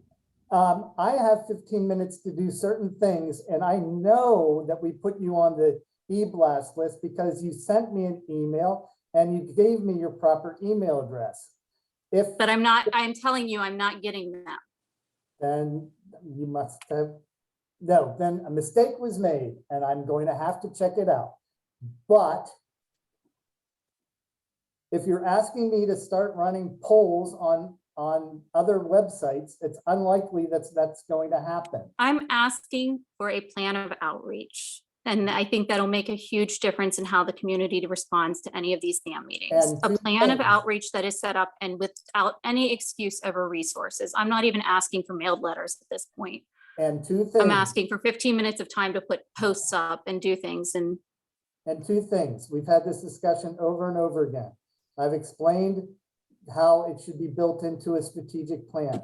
You've asked for the RCO application that has what we wrote for that, and it's accurate, and eventually you'll get it. when's eventually? When I said next week, didn't I? I was just asking right now when it Yeah, was I said eventually, next because I week. asked for it several Folks, weeks ago. she asked for it. I said I'd give it to her next week. I sent it to her, in an No, email. I asked for it and you told me it was proprietary information and I said, could you please remove the proprietary information or And I black that will. out then and then I share it said with me? next week. This isn't enough, you guys. This conversation should not be happening. in Okay, the- understood. We're done. Okay, Greg, you raised your hand again. Is it something new? What makes me a great catch? That's This a is good Greg, question. Greg. Yes, it is. So I just wanted to make a strong recommendation that the Mount Washington CDC, can somebody please mute their, Come on, folks. okay. So it sounds like there is a very serious need for a communications coordinator at the Mount Washington CDC. And I've heard numerous times, which is concerning to me. I work in nonprofits. It's about nonprofits. It's a calling, right? It doesn't matter what your nonprofit organization is. And I heard reference a couple of times about lack of time or lack of staff. If the staff is not available, then that is on the board to step up and fulfill the mission of the organization. And I'm flabbergasted to have heard in the community meeting a couple of times reference to not having time. I think that if you had a communications coordinator, a lot of tonight may not even happen. We wouldn't have wasted everybody's time. So I think it would be in the best interest of the community, the CDC, everybody involved, to have a strong communications team. That's all I wanted to add. I don't think anybody would disagree with you, Greg, about the desire for a strong communications team. Okay, KG. I just had one question. Now, after hearing all the feedback from the community members in the meeting, and obviously nobody spoke in favor of having the statue on the Overlooks, will the CDC still pitch this plan to the Art Commission on Wednesday and say that the community is in favor of it? Or will the community's feedback be included in your presentation to the Art Commission? Unless the board tells us otherwise, we are going to go through with it, but we won't say that the community has great support for it. What we will do is go through the presentation and ask what kind of things that they like about the presentation and or the art and or art locations on the Overlooks, which is valuable information that you can only pretty much get through an art commission hearing. So nothing that the community has stated tonight has swayed anybody's opinion on whether or not this is something in the best interest of the community. I didn't say that. I said we want to get information from the Art Commission about their opinions regarding the sculpture the location. Pretty much that, which is pretty much something that you can only get through an art commission hearing.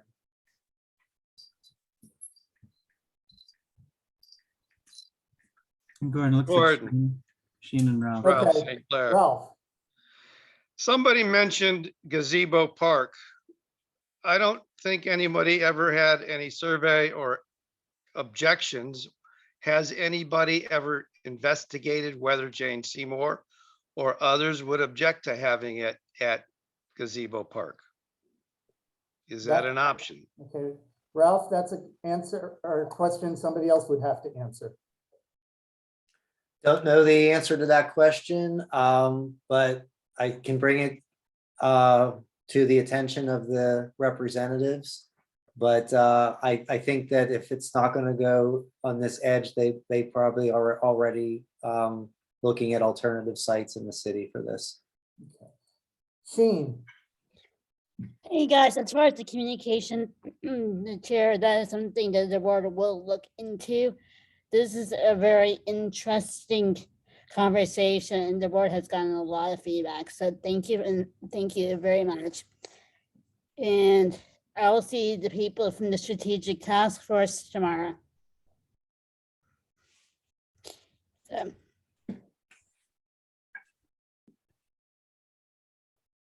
Oh, Patsy said some inaccurate things in the chat, but you know, that's what he does. Let's see. I called on Sheen. Annie likes the idea of trying to get a college internship.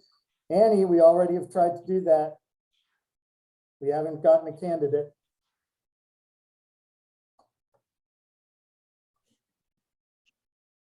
All right, folks, any other interesting comments? Because I'll have one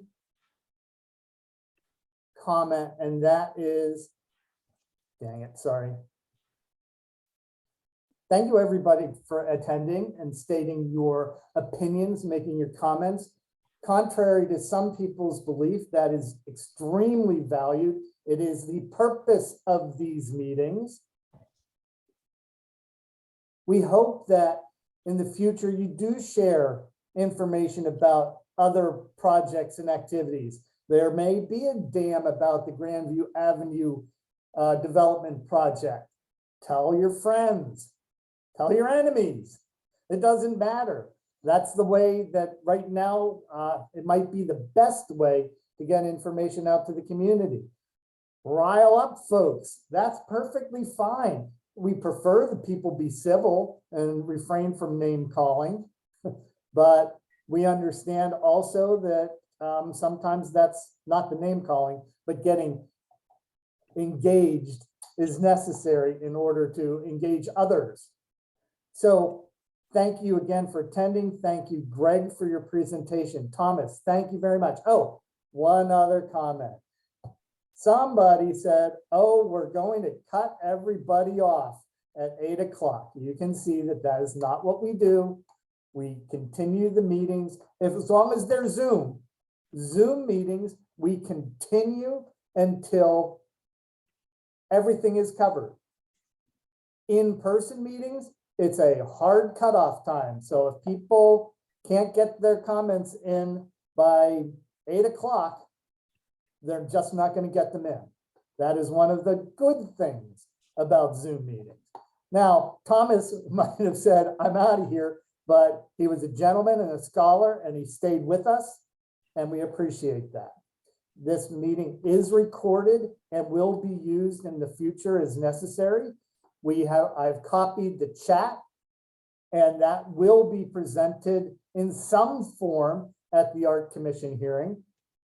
If only verbally, we'll see. We only have 10 minutes.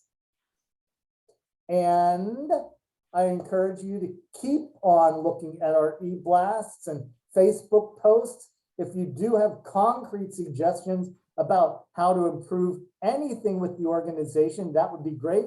That was the nature of the first hour's presentation. Goals and tasks, things to do in the future. So with that in mind, I think, Thomas, we can wrap this up. What do you think? Yes, yeah. Thank you again, everyone, for your comments. And we will appreciate people's comments speaking, and we'll also take note of what was in the Zoom chat. And again, yeah, I appreciate too, Tom, also your comments about the dam RCO process. I'll communicate that up the chain, share that. I think in this specific case, because it's like Mount Washington CDC is both applicant and RCO, there's, if it so chooses, has the opportunity to hold kind of an informal community meeting beyond this if they would like, if you would like. But this will count as like the formal dam, the purposes of kind of the code. And in general, in future cases, we're only able to usually in most cases require one dam if it's a external developer, but there can be opportunities sometimes to have an additional informal meeting after a dam. So that's something too we'll take into account. Thank you again, everyone, for your time, for the comments. This kind of the write-up of these notes is relative to the potential June meeting. If there is something you specifically want to make sure gets there to Art Commission before the May meeting in 2 days, I put the information in the chat where you would be too late to snail mail for that, but you could email by noon tomorrow. And in any case, any final approval decision would have to wait until June. So the notes will be uploaded in time by then, and you also have more time for public comment by then. But it's good to be aware of the possibilities when there may be the meetings, and obviously encourage Washington CDC to take into account the community feedback heard tonight. As everyone said, this is important. This space itself is important for to hear what the community's thoughts are, and so that should be accounted for. All right, thank you very much, folks. It's time for you to leave, and I wish you a good evening. Jean, you can stay. Okay. Thank you all. I'm going to stop the recording now.